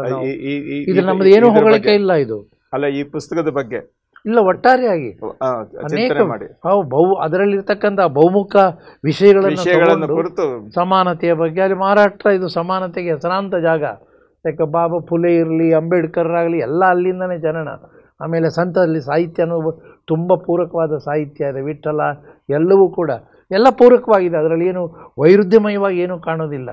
ನಮಗೆಲ್ಲೋ ಒಂದು ವೈದಿಕ ಪರಂಪರೆ ಕಂಡಾಕ್ಷಣ ನಾವು ಅದು ವಿರುದ್ಧ ಅಂತ ನಿಂತ್ಕೊಂಡ್ಬಿಡ್ತೀವಿ. ಇಲ್ಲ ಇಲ್ಲ, ಅದು ಹಾಗಲ್ಲ. ಆದರೆ ಪೂರಕವಾಗಿ ಅವರ ಮನಸ್ಸಿನಲ್ಲೂ ನಾವು ಮೂಡಿಸಿ ಒಂದಿನ ಎತ್ಕೊಂಡು ಹೋಗ್ತಾ ಇದ್ರೆ ಇನ್ನು ಈಗ ಮರಾಠಿ ಭಾಷೆಯಲ್ಲಿ ಹೀಗೆ ಬೆಳೀತಾ ಬೆಳೀತಾ ಬೆಳೀತಾ ಈಗ ಶಿವಾಜಿ ಯೂನಿವರ್ಸಿಟಿ ಮಹಾರಾಷ್ಟ್ರದ ಒಂದು ಗೌರವಾನ್ವಿತ, ಹೇಗೆ ನಮಗೆ ಧಾರವಾಡದ ವಿಶ್ವವಿದ್ಯಾಲಯ ಮತ್ತು ಹಂಪಿಯ ಕನ್ನಡ ವಿಶ್ವವಿದ್ಯಾಲಯ ನಮಗೆ ಬಹಳ ದೊಡ್ಡದು ಅಂತ ಗೌರವ ಇಟ್ಕೊಂಡಿದ್ದೆವೋ, ಹಾಗೆ ಶಿವಾಜಿ ಯೂನಿವರ್ಸಿಟಿನಲ್ಲಿ ಕೆಲವು ದಿನಗಳ ಹಿಂದೆ ಅಲ್ಲಿಯ ಡೀನ್ ಒಬ್ಬರು ಫೋನ್ ಮಾಡಿ ಬಸವಪೀಠದ ವ್ಯವಸ್ಥೆ ಆಗಿದೆ, ನಿಮ್ಮ ಗ್ರಂಥಗಳೆಲ್ಲ ನಮ್ಮ ಕೈ ಸೇರಿದ್ದೇವೆ, ಸುಮಾರು ಎಲ್ಲ ನಾವು ಏನೇನು ಮುದ್ರಣ ಮಾಡಿದ್ವಿ ಅಷ್ಟೂ ಗ್ರಂಥಗಳನ್ನು ತರಿಸ್ಕೊಂಡಿದ್ದಾರೆ. ಅಷ್ಟೇ ಅಲ್ಲದೆ ನಮ್ಮ ಬಾಲ್ಕಿಯಿಂದ ಅನೇಕ ಕಡೆ ಗದಗಿನಿಂದ ಎಷ್ಟೆಷ್ಟು ಪುಸ್ತಕಗಳು ಬಂದಿವೆ ಅವೆಲ್ಲ ತರಿಸ್ಕೊಂಡು ಬಸವಪೀಠದ ಉದ್ಘಾಟನಾ ಕಾರ್ಯಕ್ರಮಕ್ಕೆ ನನ್ನನ್ನು ಕರೆದಾಗ ನನಗೆ ಏನಪ್ಪ ಇವರು ಏನು ಕರೀತಾರೆ, ಏನು ಮಾತಾಡಬೇಕು, ಆಗ ವಿಶ್ವವಿದ್ಯಾಲಯಕ್ಕೆ ಪೂರಕವಾಗುವಾಗ ಮಾತಾಡಬೇಕು. ಸಾಮಾನ್ಯವಾದ ಈ ಪಬ್ಲಿಕ್ ಫಂಕ್ಷನ್ಸಲ್ಲಿ ಮಾತನಾಡಿದಾಗೆ ಅದು ಇದು 3 ವಚನ ಹೇಳಿ ಜನರಲ್ ಮಾತಾಗ್ಬಿಡುತ್ತೆ, ಪೂರ್ಣ ಜನರಲ್ ಮಾತಾಗ್ತದೆ. ಇಲ್ಲಿ ಪೂರಕವಾಗಿ ನಾವು ಬಸವ ಸಮಿತಿ ಕಲಬುರಗಿಯ ಕೇಂದ್ರೀಯ ವಿಶ್ವವಿದ್ಯಾಲಯದ ಜೊತೆ 2 ದಿನದ ವಿಚಾರ ಸಂಕಿರಣ ಮಾಡಿದ್ವಿ ಗುರುಗಳೇ.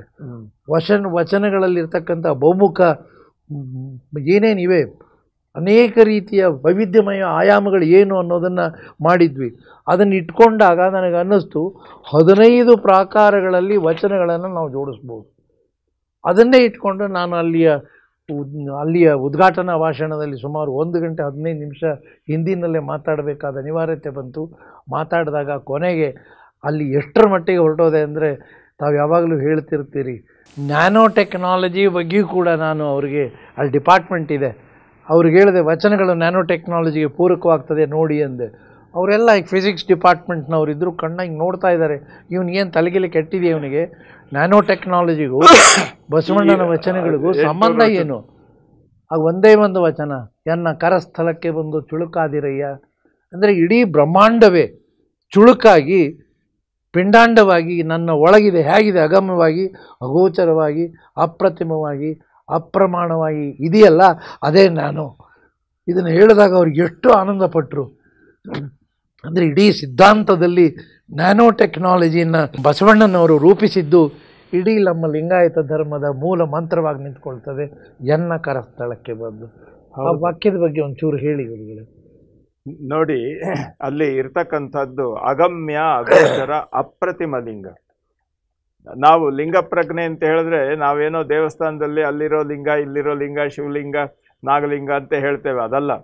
ವಾಸ್ತವವಾಗಿ ಲಿಂಗ ಅಂತ ಅನ್ನೋಂಥ ಶಬ್ದದ ಮೂಲ ಅರ್ಥ ಏನು ಅಂತಂದರೆ, ಆ ಶಬ್ದ ಸೃಷ್ಟಿಯಾದದ್ದೇ ಲೀನಂ ಗಮಯತಿ ಇತಿ ಲಿಂಗಂ ಅಂತ. ಅಂದ್ರೆ ಏನು ಅಂತಂದರೆ ನಿರಾಕಾರವನ್ನು ಸಾಕಾರಗೊಳಿಸುವ ನ್ಯೂಕ್ಲಿಯಸ್ ಪಾಯಿಂಟ್, ಅದೇ ಜ್ಞಾನ. ಲಿಂಗ ಅಂತ ಅನ್ನೋದ್ರ ಅರ್ಥ ಆ ರೀತಿ ಇದೆ ಹಿಂದಿನ ಲೆಕ್ಕದಲ್ಲಿ.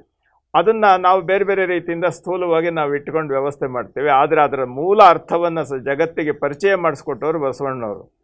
ಜಗದಗಲ ಮುಗಿಲಗಲ ಮಿಗೆಯಗಲ ನಿಮ್ಮಗಲ, ಪಾತಾಳದಿಂದತ್ತತ್ತ ನಿಮ್ಮ ಶ್ರೀಮಕುಟ, ನಿಮ್ಮ ಶ್ರೀಚರಣ, ಬ್ರಹ್ಮಾಂಡದಿಂದತ್ತತ್ತ ನಿಮ್ಮ ಶ್ರೀಮಕುಟ.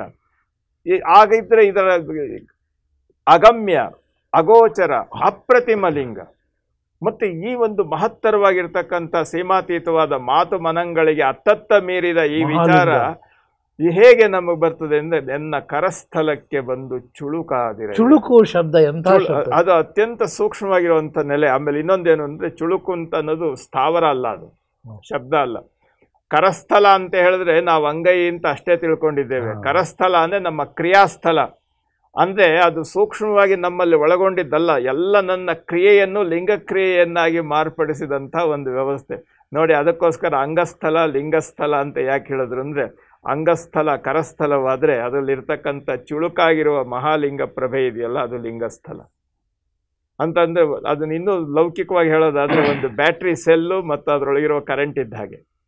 ಈ ರೀತಿ ಅದ್ಭುತವಾದ ರೀತಿಯಲ್ಲಿ ಆ ಲಿಂಗ ಪ್ರಜ್ಞೆ ಏನು ನಿರಾಕಾರದ ಅಂದರೆ ಆ ಒಂದು ವ್ಯವಸ್ಥೆಯನ್ನು ಸಾಕಾರಗೊಳಿಸಿದಂಥ ಮೂಲ ಸ್ವರೂಪದ ಲಿಂಗದ ಅರ್ಥವನ್ನು ಅಪ್ಪ ಬಸವಣ್ಣನವರು ಇಲ್ಲಿ ಕರಸ್ಥಲಕ್ಕೆ ಬಂದು ಚುಳುಕಾದಿರಯ್ಯ ಅಗಮ್ಯ ಅಗೋಚರ ಅಪ್ರತಿಮ ಆ ವಿಷಯವನ್ನ ನಾನು ತಂದು ನ್ಯಾನೋ ಟೆಕ್ನಾಲಜಿ ಡಿಪಾರ್ಟ್ಮೆಂಟ್ಗೂ ಒಂದು ಜವಾಬ್ದಾರಿ ಕಾರ್ಯ ಇದೆ.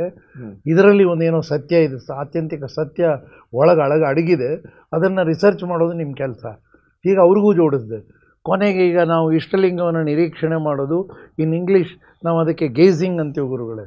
ತಾವು ನಿರೀಕ್ಷಣೆ ಅಂತ ಏನು ಹೇಳ್ತೀರಿ ಅಂದರೆ ಅನಿಮಿಷ ದೃಷ್ಟಿಯಲ್ಲಿ ನಾವು ನಿರೀಕ್ಷಣೆ ಮಾಡ್ತೀವಿ ಅನ್ನೋದಕ್ಕೆ ಇಂಗ್ಲೀಷಲ್ಲಿ ಒಂದೇ ಶಬ್ದ ಇದೆ, ಗೇಜಿಂಗ್.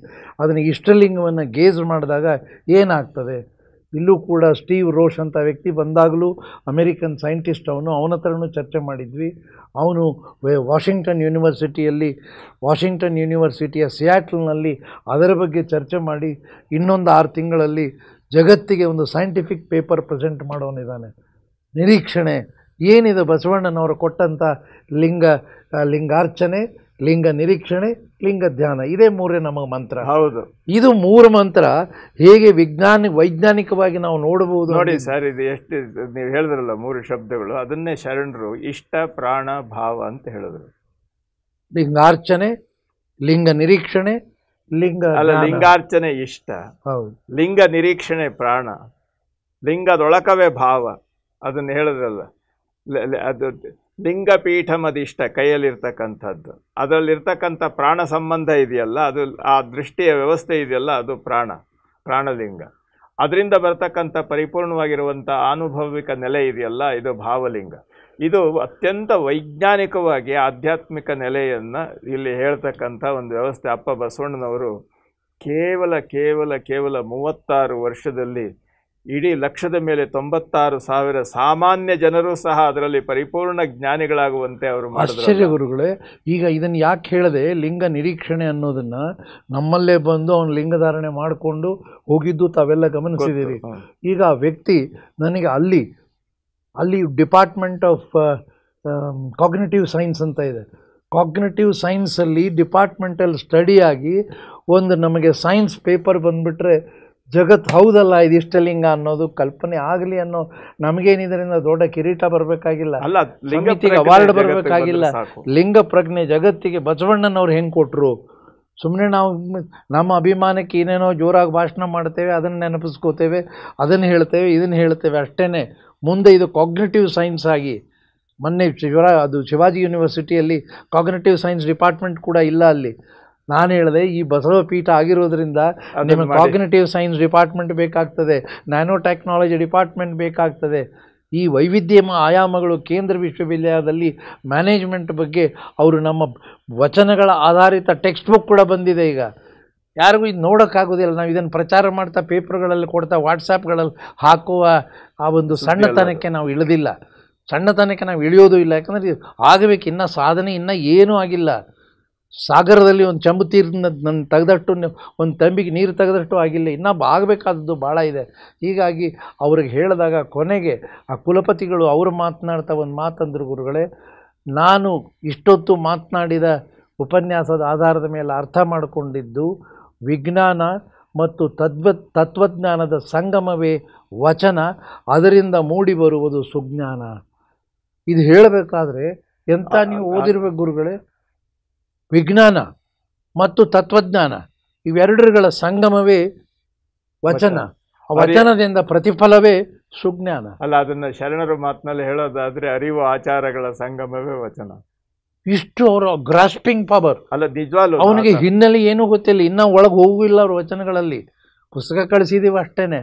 ಆದರೆ ಮೊದಲನೆಯ ಮಾತಿಗೆ ಅವರಲ್ಲಿ ಬಂದಂಥ ವಿಚಾರ, ಅದಕ್ಕೆ ನಾನು ತಕ್ಷಣ ಅದೇ ಒಂದು ಅವಕಾಶವನ್ನು ಬಸವ ಸಮಿತಿಯ ಸ್ವಾರ್ಥತೆಯಿಂದ ನಮ್ಮ ಬಹುಭಾಷಾ ವಚನ ಅನುವಾದ ಯೋಜನೆಗೆ ನಿಮ್ಮಲ್ಲಿ ರಷ್ಯನ್ ಡಿಪಾರ್ಟ್ಮೆಂಟ್ ಇದೆ, ನಮಗೆ ಸ್ವಲ್ಪ ಸಹಾಯ ಮಾಡಿ ಅಂದಾಕ್ಷಣ ದ ಫಸ್ಟ್ ಬಸವ ಪೀಠದ ಮೊದಲನೆಯ ಕಾರ್ಯವೇ ವಚನಗಳನ್ನು ರಷ್ಯನ್ ಭಾಷೆಗೆ ಅನುವಾದ ಮಾಡೋದು ಅಂತ ಹೇಳಿದಾಗ ಏನು ಬಸವಣ್ಣ ಇಲ್ಲಿಗೆ ಬಂದು ನಾನು ಜೋಡಿಸಿದ ರಷ್ಯನ್ ಭಾಷೆಗೆ ಅನಿಸೋಯ್ತು.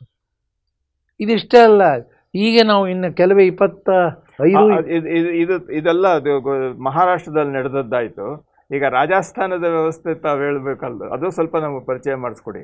ಈಗ ದಿನಾಂಕ 25 ಮತ್ತು 26 ಫೆಬ್ರವರಿಗೆ ನಾವು ರಾಜಸ್ಥಾನದ ಜೈಪುರದಲ್ಲಿ ಅಲ್ಲೊಂದು ಬನಸ್ಥಳೀಯ ವಿಶ್ವವಿದ್ಯಾಲಯ ಅಂತ ಇದೆ. ಬನಸ್ಥಳಿ ವಿಶ್ವವಿದ್ಯಾಲಯದಲ್ಲಿ 2 ದಿನಗಳ ವಿಚಾರ ಸಂಕಿರಣ ಇದೆ. ಅಲ್ಲೂ ಕೂಡ ಈ ವಚನಗಳು ಇವತ್ತಿನ ಜಗತ್ತಿಗೆ ಹೇಗೆ ಉಪಯೋಗ ಆಗ್ತವೆ ಅಂದರೆ ಇಷ್ಟೇನೇ. ಇದು ವಚನ ಅನ್ನೋದು ಒಂದು ಆನ್ವಯಿಕ ವಿಜ್ಞಾನವಾಗಿ ಹೇಗೆ ನೀವು ಕೊಡ್ತೀರಾ ನೋಡಿ, ಅಲ್ಲಿಯೇ ಚರ್ಚೆ. ನಾವು ಇಷ್ಟು ದಿನ ವಚನದ ಬಗ್ಗೆ ಗೌರವದಿಂದ ಮಾತಾಡ್ತೇವೆ, ಧಾರ್ಮಿಕವಾಗಿ ಚೌಕಟ್ಟಿನಲ್ಲಿ ಮಾತಾಡ್ತೇವೆ, ನೈತಿಕವಾಗಿ ಮಾತಾಡ್ತೇವೆ, ಆರ್ಥಿಕವಾಗಿ ಮಾತಾಡ್ತೇವೆ. ಅವ್ರು ಹಂಗೆ ಹೇಳಲಿಲ್ಲ.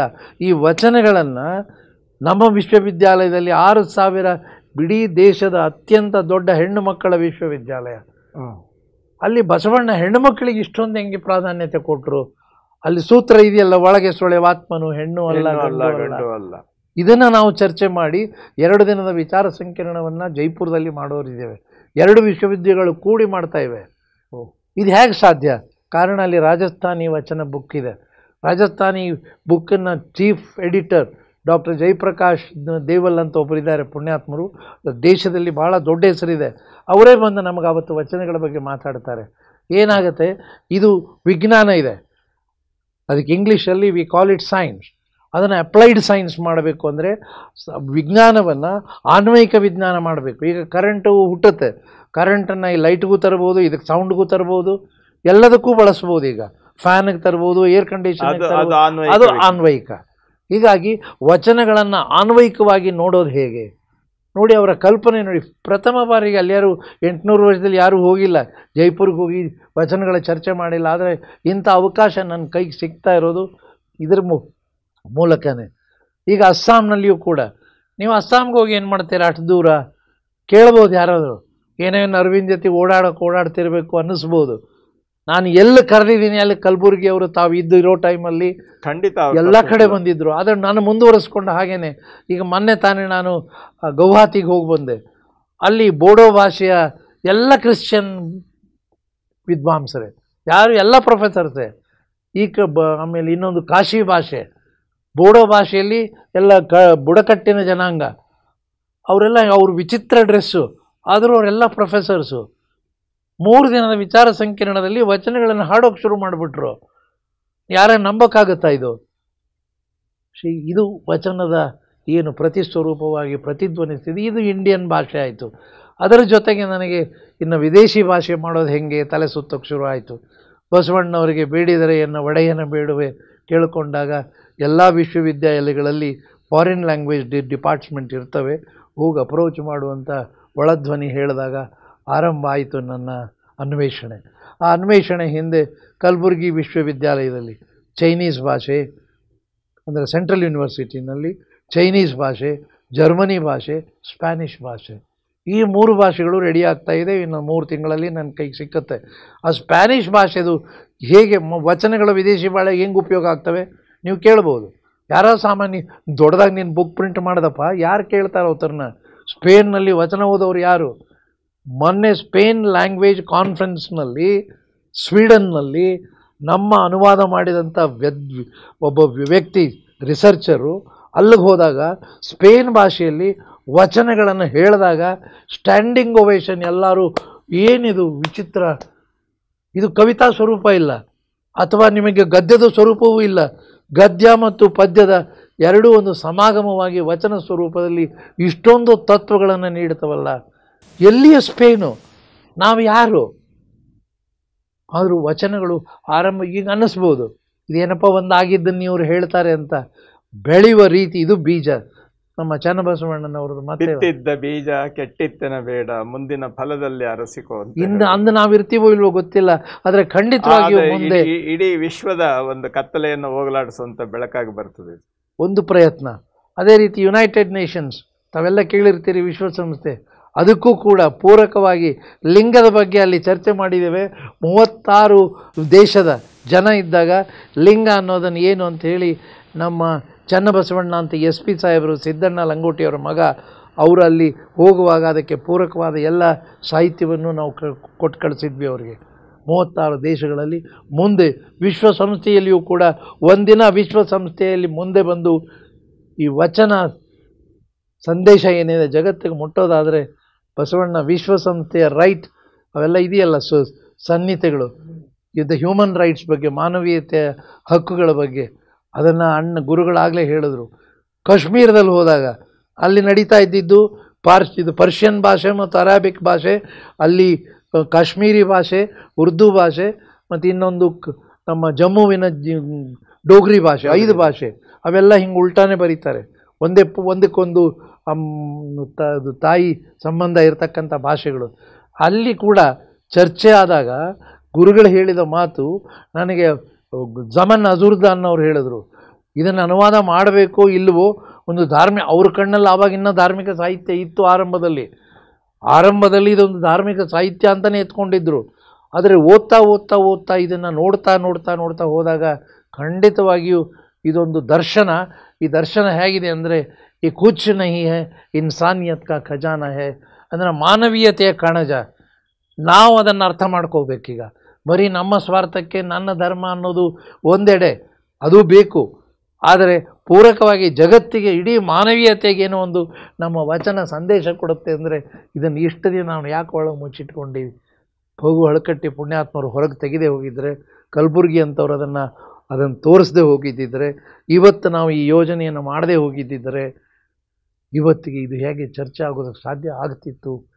ಹೀಗೆ ಅನೇಕ ಹಂತಗಳಲ್ಲಿಯೂ ಕೂಡ ನಾವು ಇದಕ್ಕೆ ಪಂಜಾಬ್ನಲ್ಲಿ ಹೋಗಿ ಪಂಜಾಬ್ ಯೂನಿವರ್ಸಿಟಿಯ ಪ್ರೊಫೆಸರ್ಸನ್ನೆಲ್ಲ ಕರೆಸಿ, ಆವಾಗ ಶಿವರಾಜ್ ಪಾಟೀಲನ್ನು ನಮ್ಮ ಮಹಾರಾಷ್ಟ್ರದ ಗವರ್ನರು ಅಲ್ಲಿ ಇದ್ದರು. ಆವಾಗ ಇದರಲ್ಲಿ ಪಂಜಾಬ್ನಲ್ಲಿ ವಿಶ್ವವಿದ್ಯಾಲಯವನ್ನು ಆಹ್ವಾನ ಮಾಡಿದ್ರು. ಅವ್ರ ಎದುರುಗಡೆ ಪಂಜಾಬಿ ಬುಕ್ ಬಿಡುಗಡೆ ಮಾಡಿ, ಅಲ್ಲಿಯೂ ಕೂಡ ಈಗ ವಚನಗಳ ಬಗ್ಗೆ ಸಾಕಷ್ಟು ಚರ್ಚೆಗಳು ಆರಂಭವಾಗ್ತಾ ಇವೆ. ಅಲ್ಲಿ ಕಬೀರನ ಚರ್ಚೆಗಳು, ಹೀಗೆ ತುಲನಾತ್ಮಕವಾಗಿ ಚರ್ಚೆಗಳು ನಡೀತಾ ಇವೆ. ಕಬೀರ್ ಹೇಳಿದ್ದಕ್ಕಿಂತ ಬಸವಣ್ಣನವರು ಮೊದಲೇ ಹೇಳಿರ್ತಾರೆ. ಆದರೆ ಅದು ಶತಮಾನ, ಇತ್ತೀಚಿನ ಶತಮಾನ, ಇವ್ರದ್ದು 12ನೇ ಶತಮಾನ. ಹೀಗೆ ಪೂರಕವಾದ ಸಾಹಿತ್ಯಗಳು. ಇತ್ತೀಚೆಗೆ ನಾವು ಕನ್ನಡ ಬಸವಪಥದಲ್ಲಿ ಅಂಗದಿಂದ ಲಿಂಗದೆಡೆಗೆ ಅಂತ ಒಂದು ಲೇಖನ ಬರೆದಿದ್ದೆ. ನಮಗೆ ಗೊತ್ತಿರ್ಬೋದು, ನಾನು ಬಸವಪಥದಲ್ಲಿ ಭಾಳ ಎಲ್ರಿಗೂ ಓದಿಸಿ ಅದರ ಬಗ್ಗೆ ತಮ್ಮ ವ್ಯಕ್ತಿಗತವಾಗಿ ಅಭಿನಂದನೆ ಸೂಚಿಸಿದರು. ಅದು ಹಿಂದಿಗೂ ಮಾಡಿದ್ವಿ. ಹಿಂದಿಯನ್ನು ಓದಿದಂಥ ಉತ್ತರ ಭಾರತದ ಒಬ್ಬ ಮಹಾನ್ ವಿದ್ವಾಂಸ ಇದೇ ಮಾಚನ ಅಂಗ ಸೇ ಲಿಂಗಕ್ಕೆ ಓರ್ ಅಂತ ಲೇಖನ ಬರೆದಿದ್ದಾರೆ. ಅವರು ಒಬ್ಬ ಶ್ರೇಷ್ಠ ವಿದ್ವಾಂಸ. ಇದು ಅಂಗ ಸೇ ಲಿಂಗಕ್ಕೆ ಓರ್ ಅನ್ನೋ ಮಾತು ಹಿಂದಿ ಪ್ರಪಂಚದಲ್ಲಿ ಬೆಳಗಿದ್ದೆ, ಆದರೆ ಇಷ್ಟಲಿಂಗ ತಾನೇ ಬೆಳಗ್ತಾ ಹೋಗುತ್ತೆ. ಈ ಪ್ರಯತ್ನಗಳು ಬಸವ ಸಮಿತಿಯ ಮೂಲಕ ಸಾಕಷ್ಟು ಮಾಡ್ತಾ ಇದ್ದೇವೆ. ಮತ್ತು ಮುಂದಿನ ಭಾಷೆಯಾಗಿ ಕೊರಿಯನ್ ಭಾಷೆಗೆ ನಾನು ಎಲ್ಲಿ ಮಾಡೋದು ಅಂದಾಗ ಜವಾಹರ್ಲಾಲ್ ನೆಹರು ಯೂನಿವರ್ಸಿಟಿಗೂ ನಾವು ಪ್ರಯತ್ನ ಮಾಡಿದ್ದೇವೆ. ಜವಾಹರ್ಲಾಲ್ ಇನ್ನೂ ಅದು ಪೂರಕವಾದ ಪ್ರತಿಕ್ರಿಯೆಗಳು ಇನ್ನೂ ಬರಬೇಕಾಗ್ತದೆ. ಭಾಳ ದೊಡ್ಡ ವಿಶ್ವವಿದ್ಯಾಲಯಗಳು. ಇದು ಎಲ್ಲರ ಹಿಂದೆ ಈ ಬಸವ ಸಮಿತಿ ಅಧ್ಯಕ್ಷ ಅರವಿಂದ್ ಜತ್ತಿ ಬೆಂಗಳೂರಲ್ಲಿ ಕೂತ್ಕೊಂಡಿದ್ದು ಹೆಂಗೆ ಮುಟ್ಟದ ಅನ್ನೋದು ಯಾರ ಪ್ರಶ್ನೆ ಒಳಗಿದ್ದೇ ಇರುತ್ತೆ. ಬರೀ ನನ್ನ ತಂದೆ ಹೆಸರು ಒಂದೇ ಅಲ್ಲ, ನನ್ನ ತಂದೆಯ ಬ್ಯಾಕ್ಗ್ರೌಂಡು ಇದೆ. ಅದು ಎಲ್ಲ ಹೋದಾಗ ಬಾಗಿಲುಗಳು ತೆಗಿತವೆ ನನಗೆ. ಒಬ್ಬ ರಾಷ್ಟ್ರಪತಿ ಆಗಲಿ, ಪ್ರಧಾನಮಂತ್ರಿ ಆಗಲಿ, ಜೊತೆಯ ಮಗ ಅಂದರೆ ಬಾಗಿಲು ತೆಗೀತದೆ. ತೆಗೆದ ಮೇಲೆ ನಂದು ಒಳಗಿಂದ ಬರಬೇಕಲ್ಲ. ತತ್ವಗಳನ್ನು, ವಚನಗಳನ್ನು, ಬಸವಣ್ಣನವರನ್ನು ಅಲ್ಲಿ ಬಿಚ್ಚಿಟ್ಟಾಗ ಆಗುವ ಸಾಕಷ್ಟು ಪರಿವರ್ತನೆಗಳನ್ನು ನಾವು ಗಮನಿಸ್ತಾ ಇದ್ದೇವೆ. ಹೀಗೆ ಮುಂದೆ ಈಗ ಈ ವಿದೇಶಿ ಭಾಷೆಗಳ ಪುಸ್ತಕಗಳ ಬಿಡುಗಡೆ ಬಗ್ಗೆ ಒಂದು ಆಲೋಚನೆ. ಅದಂತೂ ಬಹಳ ಅಪೂರ್ವವಾಗಿದೆ ಇವ್ರುಗಳೇ. ಅಲ್ಲ, ಅದ್ರ ಬಗ್ಗೆ ತಮ್ಮ ಕಲ್ಪನೆ ನಮ್ಗೆ ಹೇಳಿ ಸರ್. ಸುಮಾರು ನನಗೆ ನೆನಪು ಮಾಡಿಕೊಡ್ತಾ ಇದ್ದೀರಿ. ಎಲ್ಲೋ ನನ್ನ ಮನಸ್ಸಿನಲ್ಲಿ ಇಷ್ಟೊಂದು ಮಾಡಿದಾಗ ಇಲ್ಲಿ ಹುಡುಕಬೇಕಾಗತ್ತೆ ಏನೇನು ಮಾಡಿದ್ದೀನಿ ಅಂತೇಳಿ.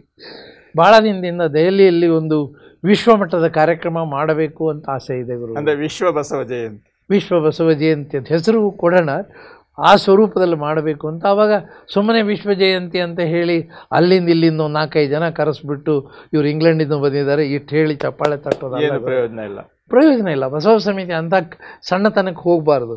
ಅದಕ್ಕೆ ನಾವೇನು ವಿಚಾರ ಮಾಡೋದು, ಈಗ 10 ಭಾಷೆ ನನ್ನ ಕೈಯಲ್ಲಿವೆ. ಇದನ್ನು ಏನಾದರೂ ಮಾಡಿ ಫಾರಿನ್ ಅಫೇರ್ಸ್ ಮಿನಿಸ್ಟ್ರಿಯಿಂದ 10 ಭಾಷೆಯ ಅಂಬಾಸಡರ್ಸನ್ನು, ಈ 10 ರಾಷ್ಟ್ರಗಳ ಅಂಬಾಸಡರ್, 10 ರಾಷ್ಟ್ರಗಳ ಅಂಬಾಸಡರ್ಸು, ಆ ಕಡೆ 5 ರಾಷ್ಟ್ರ, ಈ ಕಡೆ 5 ರಾಷ್ಟ್ರ, ಮಧ್ಯದಲ್ಲಿ ಭಾರತ, ಭಾರತದ ಬಾವುಟ, 10 ದೇಶಗಳ ಬಾವುಟ, ಅದರಲ್ಲಿ ನಮ್ಮ 10 ಭಾಷೆಯ ವಿದೇಶಿ ವಚನಗಳವರು ಕೈ ಕೊಟ್ಟಿದ್ದೇ ಆದರೆ ಆವತ್ತು ಜಗತ್ತು ಪ್ರಥಮ ಹಂತ. ಇದೇನು ದೊಡ್ಡ ಕೆಲಸ ಅಲ್ಲ, ಇನ್ನೂ ಮಾಡಬೇಕಾದದ್ದು ಸಾಕಷ್ಟಿದೆ. ಧರೆಯ ಬಗ್ಗೆ ವಶವಾಗದಿಹುದು ಸರ್ವಜ್ಞ. ಆ ಬಸವನಾಣ್ಯವನ್ನು ತಂದಿದ್ದು ಬಸವ ಸಮಿತಿಯ ಮೂಲಕ. ಆ ಸಂದರ್ಭದಲ್ಲಿಯೂ ನಾನು ಇದ್ದಿದ್ದು, ನಾನು ಸರ್ವಜ್ಞನ ವಚನ ಹೇಳಿದ್ದು ಇವತ್ತು ನಮ್ಮ ಕಿವಿಯೆಲ್ಲ ಅನ್ವರ್ಣ. ಮನಮೋಹನ್ ಸಿಂಗ್ ಅವರು 2008-12 ಇರಬೇಕ್ರಿ, ಅವಾಗ ಬಂದಾಗ ಅವತ್ತು ನನಗೆ ಅದು ಸ್ವಾಗತ ಮತ್ತು ಒಂದು ಬಸವ ಸಮಿತಿ ಅಧ್ಯಕ್ಷನಾಗಿ ಅದೊಂದು ಪೂರಕವಾದ ಗೌರವ ಸಿಕ್ಕಿತ್ತು. ಬಸವ ಪೀಠವು ಎದ್ದು, ಎಷ್ಟು ಪೂರಕ ಇದೆ ನೋಡಿ. ಸರ್ವಜ್ಞ ಬರೀಬೇಕಾಯ್ತು ಆ ವಚನವನ್ನು, ಅದನ್ನು ಸಾಕ್ಷಿ ಮಾಡಿದ್ಯಾರು ನೋಡಿ. ಸ್ವಲ್ಪ ವಚನ ಅದ್ಭುತ. ಸರ್ವಜ್ಞ ಬರೆದಿದ್ದು ಯಾವ ಟೈಮಲ್ಲಿ ಬರೆದ್ರು, ಯಾರ ಬಗ್ಗೆ? ಬಸವಣ್ಣನ ಬಗ್ಗೆ. ಬಸವ ಪೀಠವು ಎದ್ದು, ವಸೆದು ನಾಣ್ಯವು ಹುಟ್ಟಿ, ಬಸವನ ಮುದ್ರೆ ಮೆರೆದಾವು, ಬಸವನ ಮುದ್ರೆ ಮೆರೆದಾವು, ಧರೆಯವಗೆ ವಶವಾಗುವುದು ಇದೆ ಸರ್ವಜ್ಞ. ಈ ಒಂದು ಸರ್ವಜ್ಞನ ಸಾಲುಗಳು ಇವತ್ತು ಸಾಕ್ಷಾತ್ಕಾರ ಆಗೋದಕ್ಕೆ ಹೊರಟಿವೆ ಅನ್ನೋ ಒಂದು ಸುಖ ಅಥವಾ ಸಂತೃಪ್ತಿ ಮನಸ್ಸಿನಲ್ಲಿದೆ. ಆದರೆ ಇದೇ ಈ ಅಂತ್ಯ ಅಂತ ದಯವಿಟ್ಟು ಯಾರೂ ತಿಳ್ಕೋಬೇಡಿ. ಅದನ್ನು ಶಿವಾಜಿ ಯೂನಿವರ್ಸಿಟಿಯಲ್ಲಿ ಈ ವಚನಗಳನ್ನು ಆಧಾರವಾಗಿ ಇಟ್ಟುಕೊಂಡು ಎಲ್ಲರೂ ತಮ್ಮ ಬದುಕನ್ನು ಬೆಳಕಾಗಿಸಿಕೊಳ್ಳುವ ಶರಣ ಮಾರ್ಗವನ್ನು ಜಗತ್ತಿಗೆ ಪರಿಚಯ ಮಾಡಿಸಿಕೊಟ್ರೆ ಅಪ್ಪ ಬಸವಣ್ಣನ ಮಾತು ಪರಿಪೂರ್ಣ ಆಗ್ತದೆ. ಕೂಡಲ ಸಂಗಮ ದೇವ ಎಲ್ಲರನ್ನೂ ನಿಮ್ಮ ಮಹಾಮನೆಯ ಮಗುವೆಂದೆನಿಸಯ್ಯ ಅಂತ ಅನ್ನುವಂಥ ನೆಲೆಗೆ ಬಂತಲ್ಲ. ಖಂಡಿತ ಗುರುಗಳೇ. ಒಂದು ಇಲ್ಲಿ ವಿಶ್ವವಿದ್ಯಾಲಯದಲ್ಲಿ ನಾನು ಮೊದಲನೆಯ ವಿಷಯವನ್ನು ಎತ್ಕೊಂಡಿದ್ದೆ. ಈಗ ವಿಜ್ಞಾನದ ಡಿಪಾರ್ಟ್ಮೆಂಟ್ಗಳಿವೆ, ಅಲ್ಲಿ ಏನನ್ನು ಹುಡುಕ್ತಾರೆ? ಅಲ್ಲಿ ಸಂಶೋಧನೆಗೆ ಅಂದರೆ ಏನು? ಆತ್ಯಂತಿಕ ಸತ್ಯವನ್ನು ಹುಡುಕ್ತಾರೆ. ಈಗ ವಚನಗಳಲ್ಲೂ ಆತ್ಯಂತಿಕ, ಜಗತ್ತಿನ ಬದುಕುವ ಆತ್ಯಂತಿಕ ಸತ್ಯ ಇದರಲ್ಲಿ. ಹಾಗಾದರೆ ಹುಡುಕಿ. ರಿಸರ್ಚ್ ಡಿಪಾರ್ಟ್ಮೆಂಟ್ ಬಸವಪೀಠ ಬೋರ್ಡ್ ಹಾಕಿದ್ರೆ ನಮಗೆ ಸಮಾಧಾನ ಇಲ್ಲ. ಅಲ್ಲಿ ಆತ್ಯಂತಿಕ ಸತ್ಯ ಅದು ಯಾವುದು? ಬದುಕಿನ ಆತ್ಯಂತಿಕ ಸತ್ಯವನ್ನು ಬಿಚ್ಚಿಕೊಡಿ ನಮಗೆ. ಎಲ್ಲರೂ ಬದುಕ್ತೀವಿ. ಇದರಲ್ಲಿ ಜಾತಿ, ಧರ್ಮ, ಕುಲ, ಗೋತ್ರ, ಯಾಕಂದ್ರೆ ಇವನ್ನಾರವ ಒಂದು ವಚನ ಸಾಕಲ್ಲ. ಎಲ್ಲರೂ ಮಹಾಮನೆಯ ಮಕ್ಕಳು ಅಂದ ಮೇಲೆ ಎಲ್ಲರೂ ಯಾರಾದ್ರೂ ಇದ್ಕೊಂಡು ಹೋಗ್ಲಿ, ಎಲ್ರಿಗೂ ಇದು ಮುಟ್ಟಿಸ್ತಕ್ಕಂಥ ಪ್ರಯತ್ನ ನಾವು ಮಾಡಬೇಕು ಅನ್ನೊಂದು ಆಶಯದ ನೆಲೆಯಲ್ಲಿ ನಡೆದಿದ್ದೇವೆ ಗುರುಗಳೇ. ಇನ್ನು ಮುಂದೆ ಹೀಗೆ ವಿಕಾಸ ಆಗ್ತಾ ಆಗ್ತಾ ಅಮೇರಿಕಾದಲ್ಲಿ ಅದು ಕೂಡ ಒಂದು ಹೇಳಿಬಿಡ್ತೇನೆ, ಇದರ ಆಧಾರದ ಮೇಲೆ ಆಗಿರೋದು. ಅಮೇರಿಕಾದಲ್ಲಿಯೂ ಕೂಡ ಈ ಧಾರ್ಮಿಕ ಗೊಂದಲಗಳು ಇದ್ದವು ಗುರುಗಳೇ. ಹೇಗೆ ಕರ್ನಾಟಕದಲ್ಲಿ ಇದೆ ನಮಗೆ ಶೈವ, ಲಿಂಗಾಯತ ಇವೆಲ್ಲ ಇವೆ, ಅದು ಅಲ್ಲೂ ಕೂಡ ಹಾಗೆ ಇತ್ತು. ನನ್ನನ್ನು ಆಹ್ವಾನ ಮಾಡಿದ್ರು. ಏನು ವಿಷಯ ಅಂದೆ. ಇಲ್ಲ, ಬಸವ ತತ್ವದ ಬಗ್ಗೆ ಮಾತಾಡಿ ಅಂದರು. ಆವತ್ತು ನಾನು ಅದನ್ನು ಕರೆಕ್ಟಾಗಿ ಪ್ರೆಸೆಂಟೇಷನ್, ಅದು ಕೂಡ ಪವರ್ ಪಾಯಿಂಟ್ ಪ್ರೆಸೆಂಟೇಷನ್ ಮಾಡಿ ಅವ್ರಿಗೆ ಹೇಳಿದಾಗ ಬಹುಶಃ ಅಲ್ಲಿ ಆದಂಥ ಪರಿವರ್ತನೆ, ಇದೇ ವಚನ ಜಗದಗಲ ಮುಗಿಲಗಲ ಮಿಗೆಯಾಗಲ್ಲ, ಈ ವಚನವನ್ನು ಇಟ್ಕೊಂಡು ಅವ್ರಿಗೆ ಪ್ರತಿಪಾದನೆ ಮಾಡಿ ಇದೇನು ಗುದ್ದಾಡ್ತಾ ಇದ್ದೀರ ನೀವು? ಈ ಧಾರ್ಮಿಕ ಚೌಕಟ್ಟಿನಿಂದ ಹೊರಗೆ ಬಂದು ದರ್ಶನವನ್ನಾಗಿ ನೋಡಿ. ಒಬ್ಬ ಬಸವಣ್ಣ ಜಗತ್ತಿನ ಶ್ರೇಷ್ಠ ದಾರ್ಶನಿಕ ಅನ್ನೋದನ್ನು ನೀವು ಅರ್ಥ ಮಾಡಿಕೊಳ್ಳಿ. ಆವಾಗ ನಿಮ್ಮಲ್ಲಿ ಈ ಸಣ್ಣ ಸಣ್ಣ ಮನಸ್ತಾಪಗಳು, ಸಣ್ಣ ಗೊಂದಲಗಳು ಯಾವ ಧೂಳು ಜಾಡಿಸ್ದಂಗಿರುತ್ತೆ. ಅಂದಾಕ್ಷಣ ಈಗ 3 ತಿಂಗಳು ನನಗೆ ಅಮೇರಿಕಾಗೆ ಆಹ್ವಾನ ಮಾಡಿದ್ದಾರೆ. ಅವ್ರ ಖರ್ಚಿನಲ್ಲಿ, ನಾನೇನು ಬಸವ ಸಮಿತಿಯ ಖರ್ಚು ಹಾಕೋದಿಲ್ಲ. ಅವರಾಗೆ ಬಸವ ಭಕ್ತರೇ ನಾವೆಲ್ಲ 24 ಕೇಂದ್ರಗಳಲ್ಲಿಯೂ ನಿಮ್ಮ ಉಪನ್ಯಾಸವನ್ನು ವ್ಯವಸ್ಥೆ ಮಾಡ್ತೇವೆ. ಅನೇಕ 36 ವರ್ಷದಿಂದ ಮಾಡ್ತಾ ಬಂದಿದ್ದೇವೆ. ಅನೇಕ ಜನ ಗುರುಗಳು ಬಂದಿದ್ದಾರೆ, ವಿದ್ವಾಂಸರು ಬಂದಿದ್ದಾರೆ. ಎಲ್ಲೂ ನಮಗೆ ಬಸವ ಒಬ್ಬ ದಾರ್ಶನಿಕಾಗಿ ಕಂಡಿರಲಿಲ್ಲ. ಈಗ ದರ್ಶನ ಸ್ವರೂಪದಲ್ಲಿ ದಾರ್ಶನಿಕನಾಗಿ ನಮ್ಮ ಬಸವಣ್ಣ ಕಾಣಿಸ್ತಾ ಇರೋದು ವಿದೇಶದಲ್ಲಿರ್ತಕ್ಕಂಥ ನಮ್ಮಂಥವರಿಗೆಲ್ಲ ಇದು ಭಾಳ ಪೂರಕವಾಗ್ತದೆ. ಕಾರಣ 1% of Indians are in America. 1% of American ಪಾಪ್ಯುಲೇಷನ್ನಲ್ಲಿ ಎಷ್ಟು ಜನ ಇದ್ದೀರಪ್ಪ ಅಂದರೆ 1%. ಅದರಲ್ಲಿ ನಮ್ಮವರು ಎಷ್ಟು ಜನ ಲೆಕ್ಕ ಹಾಕುವಷ್ಟು.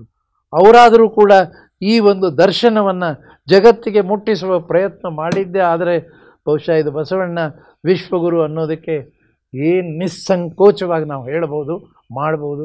ಈಗ ಪೂರಕವಾಗಿ ಗುರುಗಳು ಈ ನಿರಂತರವಾಗಿ ನನ್ನ ಬೆಳವಣಿಗೆನ ನೋಡ್ತಾ ಇರ್ತಾರೆ. ಬಂದಾಗ ನಾನು ಅವ್ರಿಗೆ ಬಂದು ನಿರೂಪಣೆ ಮಾಡ್ತೀನಿ, ಹಿಂಗೆ ಆಯಿತು ಗುರುಗಳೇ ಅಂತ ಹೇಳಿ. ಎಲ್ಲೇ ಮುಂದೆ ಹೋಗ್ಲಿಕ್ಕೆ ಬನಾರಸ್ಸಿಗೆ ಹೋಗ್ತೀವಿ, ಅಲ್ಲೇನಾಗ್ತದೆ, ಇಟಲಿ ಭಾಷೆಗೆ ಅನುವಾದ ನಡೀತಾ ಇದೆ. ಹೀಗಾಗಿ ಅನೇಕವನ್ನು ಗುರುಗಳ ಹತ್ರ ಎಲ್ಲ ಹೇಳ್ತಿರ್ತೀನಿ ನಾನು. ಅದು ಬಸವಪಥದ ಅಧ್ಯಕ್ಷರ ನುಡಿಯಲ್ಲಿಯೂ ಸ್ವಲ್ಪ ಮಟ್ಟಿಗೆ ಬರಿತಾ ಇರ್ತೇನೆ. ಮಾರ್ಚ್ ತಿಂಗಳ ಬಸವಪಥದಲ್ಲಿ ಈಗ ನಮಗೆ ಮಹಾರಾಷ್ಟ್ರದಲ್ಲಿ ಆದದ್ದನ್ನು ಬರೆದಿದ್ದೇನೆ. ಮಂಗಳೂರಿನಲ್ಲಿ ಆದಂಥ ಒಂದು ಸಂದರ್ಭವನ್ನು ಈ ತಿಂಗಳಲ್ಲೂ ಹಾಕಿದ್ದೇನೆ. ಏನೂ ತಪ್ಪಿಲ್ಲದೆ. ಕಾರಣ ಎಲ್ಲಿ ಮೌನವಾಗಿರಬೇಕೋ, ಸಮಾಜದಲ್ಲಿ ತಕ್ಷಣ ನಾಲಿಗೆಯಲ್ಲಿ ಎಲುಬಿಲ್ಲದ ನಾಲಿಗೆ ಏನೇನೋ ಮಾತನಾಡಬಾರ್ದು. ಇದನ್ನು ಎಲ್ಲರೂ ಅರ್ಥ ಮಾಡಬೇಕು. ಎಲ್ಲಿ ಮೌನವಾಗಿರಬೇಕೋ ಅಲ್ಲಿ ಮೌನವಾಗಿರಲೇಬೇಕಾಗ್ತದೆ ಅನ್ನೋದನ್ನು ನನ್ನ ವಸ್ತುಸ್ಥಿತಿಯನ್ನು ಇದರಲ್ಲಿ ಏನಿದೆ ಇದರಲ್ಲಿ ಯಾವ ಮುಚ್ಚಮರೆ ಇಲ್ಲದೆ ನಾನು ಬರೆದಿದ್ದೇನೆ. ಆದರೆ ಇದ್ದು ಚಿಂತೆ ಇಲ್ಲ. ನಮಗೆ ಯಾವುದು ಬಸವಣ್ಣನವರೇ ಹೇಳೋ ಹಾಗೆ ಎನ್ನ ತಪ್ಪು ಅನಂತ ಕೋಟಿ ನಿಮ್ಮ ಸೈರಣಿಗೆ ನೆಕ್ಕವಿಲ್ಲ ಅಂತ ಒಬ್ಬ ದಾರ್ಶನಿಕರೇ ಹಂಗೆ ಅನ್ಬೇಕಾದ್ರೆ ನಾನು ಯಾವ ಗಿಡದ ತಪ್ಪಲು ಅದರ ಪ್ರಯತ್ನವನ್ನು ನಾನು ಮುಂದುವರಿಸ್ತೇನೆ. ತಮ್ಮೆಲ್ಲರ ಆಶೀರ್ವಾದ ಸದಾ, ಬಸವಾನುಯಾಯಿಗಳ ಆಶೀರ್ವಾದ ಸದಾ ನನ್ನ ಜೊತೆ ಇದ್ದರೆ, ನನಗೂ 77 ಆಗ್ತಾ ಇದೆ, ಇನ್ನು ಎಷ್ಟು ದಿನ ಮಾಡ್ತೀನಿ? ಇಲ್ಲ, 77 ಅಂತಂದರೆ 7 ಅಂತ ಅನ್ನೋಂಥ ಆದೇಶ ಅಪ್ಪ ಬಸವಣ್ಣನಿಂದ ನಿಮಗೆ ಸಿಕ್ಕಿದೆ. ವಾಸ್ತವವಾದಂಥ ರೀತಿಯಲ್ಲಿ ಅಲ್ಲ, ಅದು ಗುರುಗಳೇ ಆಶೀರ್ವಾದ ಸಿಕ್ಕಿದ ಸತ್ಯ. ಎಲ್ಲರೂ ಅದಕ್ಕೆ ಪೂರಕವಾಗಿ ಕ್ರಿಯೆ ಮಾಡಿದ್ರೆ ಎಷ್ಟು ಚೆನ್ನಾಗಿ ಬೆಳೆಯೋಲ್ಲ? ಅಲ್ಲ, ಹೌದು, ಆ ಕಾಲ ಬರ್ತದೆ ವಾಸ್ತವವಾಗಿ ಪೂರಕವಾಗಿ. ಅವತ್ತು ಅನುಭವ ಮಂಟಪದಲ್ಲಿ ಬಸವಣ್ಣ ಒಬ್ಬರು ಇರಲಿಲ್ಲ, ನೆನಪಿನಲ್ಲಿ ಇಟ್ಕೊಳ್ಳೋಣ. ಎಲ್ಲರೂ ಪೂರಕವಾಗಿ ಬಂದರು, ತತ್ವಕ್ಕೆ ಬದ್ಧವಾದರು. ಹೌದು, ಅದನ್ನು ಪ್ರಸಾರ ಮಾಡಲಿಲ್ಲ, ಅವರು ಅದನ್ನು ಮಾಡಿ ತೋರಿಸಿದ್ರು, ಆಚರಣೆಗೆ ಬಂದರು. ಅದೇ ಸರ್ಕಾರದ ಮುಂದೆ ಮತ್ತೆ ಈಗ ಮಂಡಿಸಿದ್ದೇನೆ. ಸಾಂಸ್ಕೃತಿಕ ನಾಯಕ ಅಂಥೇಳಿ ಅನೌನ್ಸ್ ಮಾಡಿದ್ರಿ ಮೊನ್ನೆ ಇವ್ರಿಗೇನೆ ಎಂ ಬಿ ಪಾಟೀಲ್ರಿಗೆ ನಾನು ಹೇಳಿದಾಗ ಅನೌನ್ಸ್ ಆಯಿತು. ಮುಂದೇನು ಏನಾದರೂ ಬೇಕಲ್ಲ, ಇದು ಆನ್ವಯಿಕವಾಗಿ ಪರಿವರ್ತನೆ ಆಗಬೇಕಲ್ಲ. ಇದು ಪ್ರತಿಯೊಬ್ಬ ಕನ್ನಡಿಗನೂ ಕೂಡ ಬಸವನಂತೆ ಕನ್ನಡದ ಸಾಂಸ್ಕೃತಿಕ ನಾಯಕನಾಗಬೇಕು. ಇದು ಉದ್ದೇಶ ಇಟ್ಕೊಂಡು ಮುಖ್ಯಮಂತ್ರಿಗಳ ಹತ್ರ ನೀವು ದಯವಿಟ್ಟು ಇದನ್ನು ಮಂಡಿಸಿ, ಏನಾದರೂ ಒಂದು ವಿಶೇಷವಾಗಿ ಕೊನೆಗೆ ಒಂದು ತರಬೇತಿ ಕೇಂದ್ರ, ಹೇಗೆ ಟಾಟಾ ಇನ್ಸ್ಟಿಟ್ಯೂಟ್ ಆಫ್ ಸೈನ್ಸ್ ಅಂತ ಬೆಂಗಳೂರಿನಲ್ಲಿದೆ, ಆ ರೀತಿ ಇದು ವಿಜ್ಞಾನವೇ.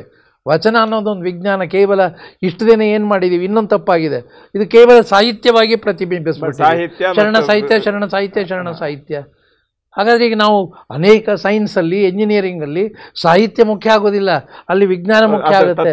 ಇಲ್ಲೂ ಕೂಡ ಈ ವಚನ ಸಾಹಿತ್ಯ ಸ್ವರೂಪದಲ್ಲಿ ಮಾತ್ರ ನೋಡೋದಕ್ಕಿಂತ ಕೊನೆ ಕೆಲವರು ಪ್ರೊಫೆಸರ್ ಬರ್ತಾರೆ, ಮಾತಾಡ್ತಾರೆ, ಸಂತೋಷ ಪಡ್ತೀವಿ, ಚಪ್ಪಾಳ ತಡ್ತೀವಿ. ಆ ಸೂತ್ರವನ್ನು ಬದುಕಿಸಿದ್ದಾರೆ ಅಷ್ಟೇ. ಆದರೆ ನಿಜವಾಗಿ ಬದುಕುವ ರೀತಿಯನ್ನು ಅಳವಡಿಸ್ಕೊಳ್ಬೇಕಾಗಿದ್ದು ಅನಿವಾರ್ಯ ಇದೆ. ಇಷ್ಟು ಹೇಳಿ ಬಹುಶಃ ಪೂಜ್ಯರು ಈ ನುಡಿಗಳಿಗೆ ಒಂದು ಸಮಾರೋಪದ ರೀತಿಯಲ್ಲಿ ಹೇಳಿದ್ದಾರೆ. ವಾಸ್ತವದಂತ ಹೇಳಿದ್ದಕ್ಕಾಗಿ ಇಷ್ಟೊಂದು ನಾನು ಮನವಿಚ್ಚಿ ಮಾತನಾಡುವ ಇದೆಲ್ಲ ನಮ್ಮ ಮನಸ್ಸಿನಲ್ಲಿದ್ದಂಥ ಒಂದು ಕುತೂಹಲ ಅಷ್ಟೇ ಅಲ್ಲ, ಬಸವ ಸಮಿತಿಯ ಅಂತರಂಗದ ಪ್ರಜ್ಞೆ, ಅದರ ಮಿಡಿತವನ್ನ ಯಾವ ರೀತಿ ಜಗತ್ತಿಗೆ ಮುಟ್ಟಿಸುವಂಥ ರೀತಿಯಲ್ಲಿ ಅಪ್ಪ ಬಸವಣ್ಣ ನಮಗೆ ಪ್ರೇರಕ ಶಕ್ತಿಯಾಗಿ ನಿಂತಿದ್ದಾರೆ ಅಂತ ಅನ್ನೋಂಥದ್ದು ಇದೆಯಲ್ಲ, ಇದ್ರ ಬಗ್ಗೆ ಎಲ್ಲರಿಗೂ ಪರಿಚಯ ಮಾಡಿಸ್ಕೊಡ್ಬೇಕಾದದ್ದು ಒಂದು ಕುತೂಹಲ, ಆ ಒಂದು ಸಂತೋಷ ಅದು ಈ ದಿವಸ ನಮಗಾಯಿತು. ನಿಮ್ಮ ಕೌತುಕಕ್ಕೆ ನಾನು ಧನ್ಯ. ಇಲ್ಲ, ನನಗೂ ಹೇಳೋ ಅವಕಾಶ ಇರ್ತಿರ್ಲಿಲ್ಲ. ಅಲ್ಲ, ವಾಸ್ತವವಾಗಿ ಇದ್ರ ಬಗ್ಗೆ ನನಗೆ ತಾವು ಮೊನ್ನೆ ಮಹಾರಾಷ್ಟ್ರಕ್ಕೆ ಹೋದಾಗ್ಲಿಂದಲೂ ಅಥವಾ ನೀವು ಮೊನ್ನೆ ಅಸ್ಸಾಂ ಆ ಕಡೆ ಹೋದಾಗ್ಲಿಂದಲೂ ಇದ್ರ ಬಗ್ಗೆ ವಿಸ್ತೃತವಾಗಿ ನಿಮ್ಮ ಹತ್ರ ಮಾತಾಡಬೇಕು ಅಂತ ಅನ್ನೋಂಥ ಒಂದು ಕುತೂಹಲ ಇತ್ತು. ಆ ಕುತೂಹಲದ ಒಂದು ವ್ಯವಸ್ಥೆಗೆ ಸಂಪೂರ್ಣವಾಗಿ ಇರೋ ವಿಚಾರವನ್ನೆಲ್ಲ ವಿಶದವಾಗಿ ಬಿಚ್ಚಿಟ್ಟಿದ್ದೀರಿ ಅಪ್ಪಾಜಿ. ವಾಸ್ತವವಾದಂಥ ರೀತಿಯಲ್ಲಿ ಇವತ್ತು ವಿಶ್ವಶಾಂತಿ ಅನ್ನೋದೇನಾದ್ರು ನೆನೆಸ್ಬೇಕಾದ್ರೆ ಅಪ್ಪ ಬಸವಣ್ಣನ ಮಾರ್ಗದಲ್ಲಿ ಎಲ್ಲರೂ ಪ್ರೇರಕರಾಗಿ ಅದರಲ್ಲಿ ಹೆಜ್ಜೆ ಇಟ್ಟಾಗ ಮಾತ್ರ ಜಗತ್ತಿಗೆ ಅನಿವಾರ್ಯ ಇವತ್ತು. ಅದರಲ್ಲೂ ತಾವು ಭಾಷಾಂತರ ಮಾಡಿ ಕೊಟ್ಟಿರ್ತಕ್ಕಂಥದ್ದು ಅವರಿಗೆಲ್ಲ ಅಮೃತ ಸಮಾನವಾಗಿರ್ತಕ್ಕಂಥ ಮಾರ್ಗದರ್ಶನ. ಅದರಲ್ಲೂ ವಿದೇಶಗಳಲ್ಲಿದ್ದವರು, ಅದರಲ್ಲೂ ತಾವು ಹೇಳಿದ್ರಿ ನಮ್ಮ Basava centre of north America ಅಂತ ಮಾಡ್ಕೊಂಡಿರ್ತಕ್ಕಂಥ ನಮ್ಮ ಸಮಾಜದ ಬಂಧುಗಳ ಜೊತೆಯಲ್ಲಿ ಕೈ ಜೋಡಿಸಿರ್ತಕ್ಕಂಥ ಸ್ಟೀವ್ ರೋಚ್, ಆ ಮನುಷ್ಯನ ಒಂದು ಇನ್ವಾಲ್ವ್ಮೆಂಟ್ ಯಾವ ರೀತಿ, ಒಂದು ತನ್ಮಯತೆ ಯಾವ ರೀತಿ ಬರ್ತಾ ಇದೆ. ಇದು ಒಂದಲ್ಲ, ನೀವು ರಷ್ಯಾ ಭಾಷೆಗೆ ಕೊಟ್ರಿ, ಇನ್ನೊಂದು ಭಾಷೆಗೆ ಕೊಟ್ರಿ, ಇನ್ನು ಅಲ್ಲೂ ಈ ರೀತಿಯಾಗಿರ್ತಕ್ಕಂಥ ಬಸವ ಪ್ರಭೆಗಳು ಅರಳಲಿಕ್ಕೆ ಶುರುವಾಗ್ತದೆ.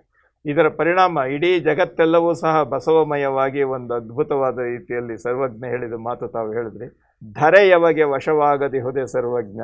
ಇಡೀ ಭೂಮಿಯಲ್ಲಿರ್ತಕ್ಕಂಥದ್ದೆಲ್ಲ ಸರ್ವಜ್ಞ ಹೇಳಿದ ಮಾತು.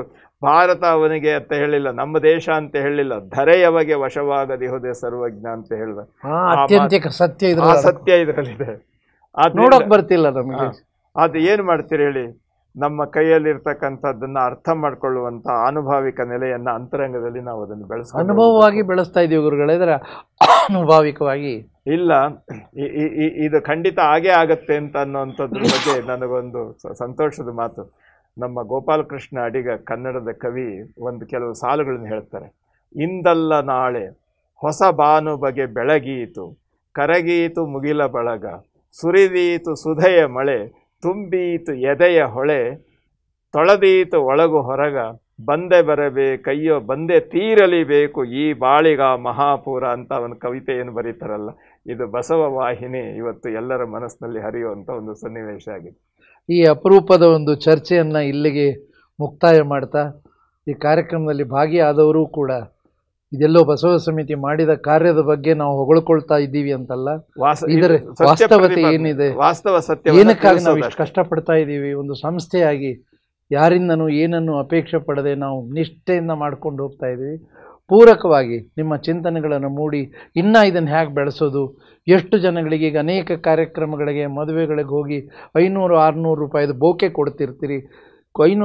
ಈ ಬೆಂಗಳೂರಲ್ಲೊಂದು ಸಾವಿರಾರು ರೂಪಾಯಿ ಬೋಕೆಗಳನ್ನು ಕೊಟ್ಟು ಬೋಕೆ ಕೊಡ್ತೀರಿ, ಫೋಟೋ ತೆಗಿತಾರೆ, ಆಮೇಲೆ ಅವ್ರು ಬೋಕೆ ಹಿಂದೆ ಇಡ್ತಾರೆ, ಅದಾದಮೇಲೆ ಕಸದ ಬುಟ್ಟಿಗೆ ಹೊಟ್ಟೋಗ್ತದೆ. ಆದರೆ ವಚನಗಳನ್ನು, ಅದರ ಬದಲಿಗೆ ನೀವು ವಚನ ಗ್ರಂಥಗಳನ್ನು ಆ ಭಾಷೆಯಲ್ಲಿ, ಸಿಂಧಿ ಇರಲಿ, ಪಂಜಾಬಿ ಇರಲಿ, ಯಾರೇ ನಿಮ್ಮ ಗೆಳೆಯರಿರಲಿ, ಬಾಂಧವರಿರಲಿ, ಎಲ್ಲರಿಗೂ ಕೂಡ ಅದೊಂದು ನಾವು ರೂಢಿ ಮಾಡ್ಕೊಂಡ್ಬಿಟ್ರೆ. ನೀವು ಹೇಳೋದಕ್ಕೆ ಒಂದು ಪೂರಕವಾಗಿ ಹೇಳಿ ಗುರುಗಳೇ. ನೋಡಿ, 12ನೇ ತಾರೀಕಿನ ದಿವಸ ಇಲ್ಲಿ ಭಾರತದಲ್ಲಿರ್ತಕ್ಕಂಥ ಪ್ರಮುಖವಾಗಿರುವ ಮುಸ್ಲಿಂ ಧರ್ಮಗುರುಗಳೆಲ್ಲರೂ ಸೇರುವಂಥದ್ದು ಒಂದು ಸಮನ್ವಯ ಮಾರ್ಗದ ನೆಲೆಯಲ್ಲಿ ಚಿಂತನೆ ಮಾಡೋದಕ್ಕೆ ಸೇರುವಂಥ ಒಂದು ಪ್ರಸಂಗ ಇದೆ. ಅದಕ್ಕೆ ನಮ್ಮ ಜಮಾತೆ ಇಸ್ಲಾಮಿ ಹಿಂದಿನ ಹಿರಿಯರು ನನಗದ್ರ ಬಗ್ಗೆ ಆಹ್ವಾನ ಕೊಟ್ಟಿದ್ರು. ನಾನು ಹೇಳಿದೆ, ಅಪ್ಪ ಬಸವಣ್ಣನವರು ಶರಣರ ವಚನ ಅದು ಉರ್ದು ಮತ್ತು ಅರೇಬಿಕ್ ಭಾಷೆಯಲ್ಲಿ ಸಂಪೂರ್ಣವಾಗಿ ಪ್ರಿಂಟ್ ಆಗಿದೆ. ಅದರಲ್ಲಿ ಯಾರ್ಯಾರು ಹಾಗಾದರೆ ಅರೇಬಿಕ್ ಭಾಷೆಯದು 10 ಪುಸ್ತಕ ಮತ್ತು ಉರ್ದು ಭಾಷೆಯದು 10 ಪುಸ್ತಕ ದಯವಿಟ್ಟು ನಮಗೆ ತಲುಪಿಸಿ, ನಾವೆಲ್ಲರಿಗೂ ಪರಿಚಯ ಮಾಡಿಕೊಡ್ತೀವಿ ಅಂತ ಅನ್ನುವಂಥ ಮಾತು ಹೇಳಿದ್ರು. ಈ ಮಾತು ಯಾಕೆ ಹೇಳಿದೆ ಅಂತಂದರೆ, ಎಲ್ಲರೂ ಬಸವ ಪ್ರಭೆಯಲ್ಲಿ ಅವರೂ ಸಹ ಬೆಳಕಾಗಿ ಪರಿವರ್ತಿತರಾಗ್ತಾ ಇದ್ದಾರೆ. ಇಲ್ಲ, ಸತ್ಯ ಗುರುಗಳೇ. ಈಗ ಲಂಡನ್ನಲ್ಲಿ ನಿಮಗೆ ಸ್ಟ್ಯಾಚ್ಯೂ ಬರಬೇಕಾದ್ರೆ ಏಷ್ಯನ್ ಕಮ್ಯುನಿಟಿ, ಅಲ್ಲೆಲ್ಲ ಇಂಡಿಯನ್ ಕಮ್ಯುನಿಟಿಗಿಂತ ಏಷ್ಯನ್ ಕಮ್ಯುನಿಟಿ ಅಂತ ಕರೀತಾರೆ. ಪಾಕಿಸ್ತಾನ್ ಮತ್ತು ಬಾಂಗ್ಲಾದೇಶದ ವ್ಯಕ್ತಿಗಳು ಆ ಮೂರ್ತಿಯನ್ನು ಅಲ್ಲಿ ಅನಾವರಣ ಮಾಡಲೇಬೇಕು ಅಂತ ಒತ್ತಾಯ ಪಡಿಸಿದವರು ಮುಸಲ್ಮಾನರೇ ಇದ್ದಾರೆ. ಈಗ ಪರುಷಕಟ್ಟೆ ಮೊನ್ನೆ ಬಸವ ಕಲ್ಯಾಣದಲ್ಲಿ 100 ವರ್ಷಗಳಿಂದ ಬಂದಿತ್ತು. ನಾನು ಬೇಡ ಗುರುಗಳೇ, ಆ ಸಂದರ್ಭವನ್ನು ನೋಡಿದಾಗ ಅಲ್ಲಿದ್ದವರು 54 ಮುಸಲ್ಮಾನರ ಮನೆಗಳನ್ನು ಹೋಗಿ ಅವರು ಸ್ಪಂದಿಸಿದಾಗ ಅವರು ಒಪ್ಪಿ, ಇಲ್ಲ ತಗೊಳ್ಳಿ ನೀವು ಸರ್ಕಾರಕ್ಕೆ ಕೊಡಿ ಅಂತ ಹೇಳಿ ಕೊಡಿಸಿ, ಇವತ್ತು ಅದು ಪರುಷಕಟ್ಟೆ 800 ವರ್ಷದ ಮೇಲೆ ಬಸವಣ್ಣನವರ ಏಕೈಕ ಸ್ಥಾನ. ಜನರ ಕಷ್ಟ ಸುಖಗಳನ್ನ ವಿಚಾರ ಮಾಡ್ತಕ್ಕಂಥ, ಎಲ್ಲರಿಗೆ ಮಾರ್ಗದರ್ಶನ ಮಾಡ್ತಾ ಇದ್ದಂಥ ಒಂದು ಸಾರ್ವಜನಿಕ ಸ್ಥಳ ಅದು ನಮ್ಮ ಕೈಗೆ ಸಿಕ್ತು. ಅದು ಎಷ್ಟು ಕೋರ್ಟಲ್ಲಿ ಗುದ್ದಾಡಿ ಮಾಡಿ, ಆದರೆ ಒಂದು ಈ ವಚನಗಳ ಸ್ವರೂಪದಲ್ಲಿ ಅವ್ರನ್ನ ಕರ್ಕೊಂಡು ಹೋಗಿದ್ದು ಬಹುಶಃ ಹೀಗೆ ಒಂದಲ್ಲ ಎರಡಲ್ಲ ಇನ್ನೂ 100 ದಾರಿಗಳು ಸಿಗ್ತಾನೆ ಹೋಗ್ತವೆ ಗುರುಗಳೇ. ಮುಂದಿನ ದಿನಗಳಲ್ಲಿ ಈಗ ನಾವು 10 ವಿಶ್ವವಿದ್ಯಾಲಯಗಳ ಜೊತೆ ಕಾರ್ಯನಿರತವಾಗಿದ್ದೇವೆ. ಇನ್ನೂ ಒಂದು ವಿದೇಶದ ವಿಶ್ವವಿದ್ಯಾಲಯಗಳಲ್ಲಿಯೂ ಕೂಡ ನಾವು ವಿದೇಶಿ ರಾಷ್ಟ್ರಗಳ ಹೋಗ್ತಿದ್ದ ಹಾಗೇನೆ ಅಲ್ಲಿರ್ತಕ್ಕಂಥ ಮೂಲ ಪ್ರಜ್ಞೆಗಳು ಜಾಗೃತವಾಗ್ತವೆ. ಇಡೀ ಪ್ರಪಂಚದಲ್ಲಿ ಅಪ್ಪ ಬಸವಣ್ಣನ ಮಾರ್ಗದರ್ಶನದಲ್ಲಿ ಎಲ್ಲರೂ ಬೆಳಕಾಗೋಣ, ಎಲ್ಲರೂ ಅದನ್ನು ಕಾಣೋಣ. ಈ ಕಾರ್ಯಕ್ರಮವನ್ನು ಅತ್ಯಂತ ನಮ್ಮ ಮನಸ್ಸಿಗೆ ಬೋಧಪ್ರದವಾಗಿ ಪಾಠದ ರೀತಿಯಲ್ಲಿ ತಾವು ಅದನ್ನು ಸಂಪೂರ್ಣವಾಗಿ ವಿವರಣೆ ಕೊಟ್ಟರಿ. ಅದರಿಂದ ನಾವು ಧನ್ಯತೆಯನ್ನು, ಮಾನ್ಯತೆಯನ್ನು ಪಡೆಯುವಂಥ ಒಂದು ಸದವಕಾಶ ಇದು. ಈ ಕಾರ್ಯಕ್ರಮವನ್ನು ನಮ್ಮ ಆನ್ಲೈನ್ ವ್ಯವಸ್ಥೆಯಲ್ಲಿ ವೀಕ್ಷಿಸ್ತಾ ಇರ್ತಕ್ಕಂಥ ಎಲ್ಲ ಅಭಿಮಾನಿ ಬಂಧುಗಳಿಗೆ ಶರಣಾರ್ಥಿ ಅಂತ ಹೇಳಿ ನಾನು ಮಾತನ್ನು ಬೋಧಪ್ರದವಾಗಿ ಕಂಡರೂ ಕೂಡ ತಮ್ಮ ಒಂದು ಆ ಅಪೇಕ್ಷೆ, ಅದರ ಹಿನ್ನೆಲೆಯಲ್ಲಿ ನಾನು ಮಾತನಾಡಿದ್ದೀನಿ ಗುರುಗಳೇ. ತಮಗೆ ಬಂದು ನನಗೆ ಅಪೇಕ್ಷೆ ಪಟ್ಟು ಇದ್ದಕ್ಕಿದ್ದ ಹಾಗೆ ಇದೊಂದು ಅನಿರೀಕ್ಷಿತ ಈ ಕಾರ್ಯಕ್ರಮ ನಿಶ್ಚಯ ಮಾಡಿ ಬಂದದ್ದಲ್ಲ ಇದು. ಹೀಗಾಗಿ ಏನೋ ತಪ್ಪು ಒಪ್ಪುಗಳಿದ್ರೂ ಕ್ಷಮೆ ಇರಲಿ. ಅದನ್ನ ನಮ್ಮ ಚಿಂತನೆಗಳನ್ನೆಲ್ಲ ಅಪ್ಪ ಬಸವಣ್ಣನವ್ರಿಗೆ ಅರ್ಪಣೆ ಮಾಡಿ ಮಾರ್ಗದರ್ಶನ ಮಾಡುವ. ವಾಮಕ್ಷೇಮ ನಿಮ್ಮದಯ್ಯ, ಹಾನಿ ವೃದ್ಧಿ ನಿಮ್ಮದಯ್ಯ, ಮಾನಾಪಮಾನ ನಿಮ್ಮದಯ್ಯ, ಬಳ್ಳಿಗೆ ಕಾಯಿ ದಿಮ್ಮಿತ್ತೆ ಕೂಡಲ ಸಂಗಮ ದೇವ ಅಂತ ಹೇಳ್ದಂಗೆ ಬಸವ ಪ್ರಜ್ಞೆಗೆ ನಾವು ಶರಣವನ್ನು ಮಾಡೋಣ. ಬಸವ ಬಸವ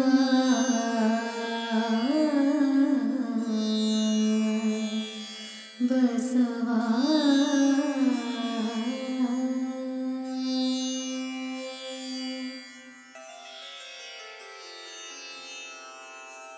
ಹರ ಬಸವಾಯ ನಮಃ, ಪ್ರಭು ಬಸವಾಯ ನಮಃ, ಗುರು ಬಸವಾಯ ನಮಃ, ಲಿಂಗ ಬಸವಾಯ ನಮಃ, ಜಂಗಮ ಬಸವಾಯ ನಮಃ, ಭಸ್ಮ बसवाय नमः रुद्राक्षि बसवाय नमः मंत्र बसवाय नमः पादोदक बसवाय नमः प्रसाद बसवाय नमः चिन्निधि बसवाय नमः चिन्नाद बसवाय नमः चिद्बिन्दु बसवाय नमः चित्कल बसवाय नमः चिदंग बसवाय नमः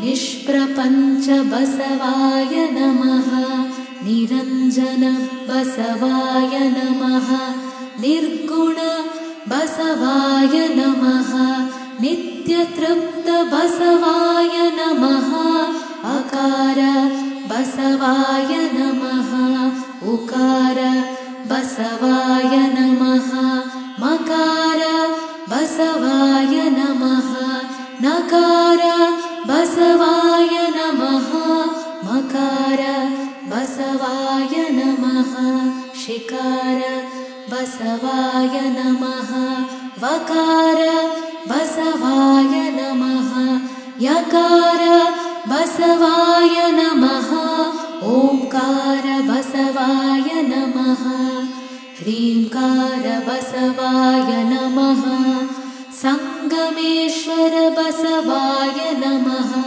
प्रत्यक्ष कपिल सिद्ध मल्लिकार्जुन बसवाय नमो नमः।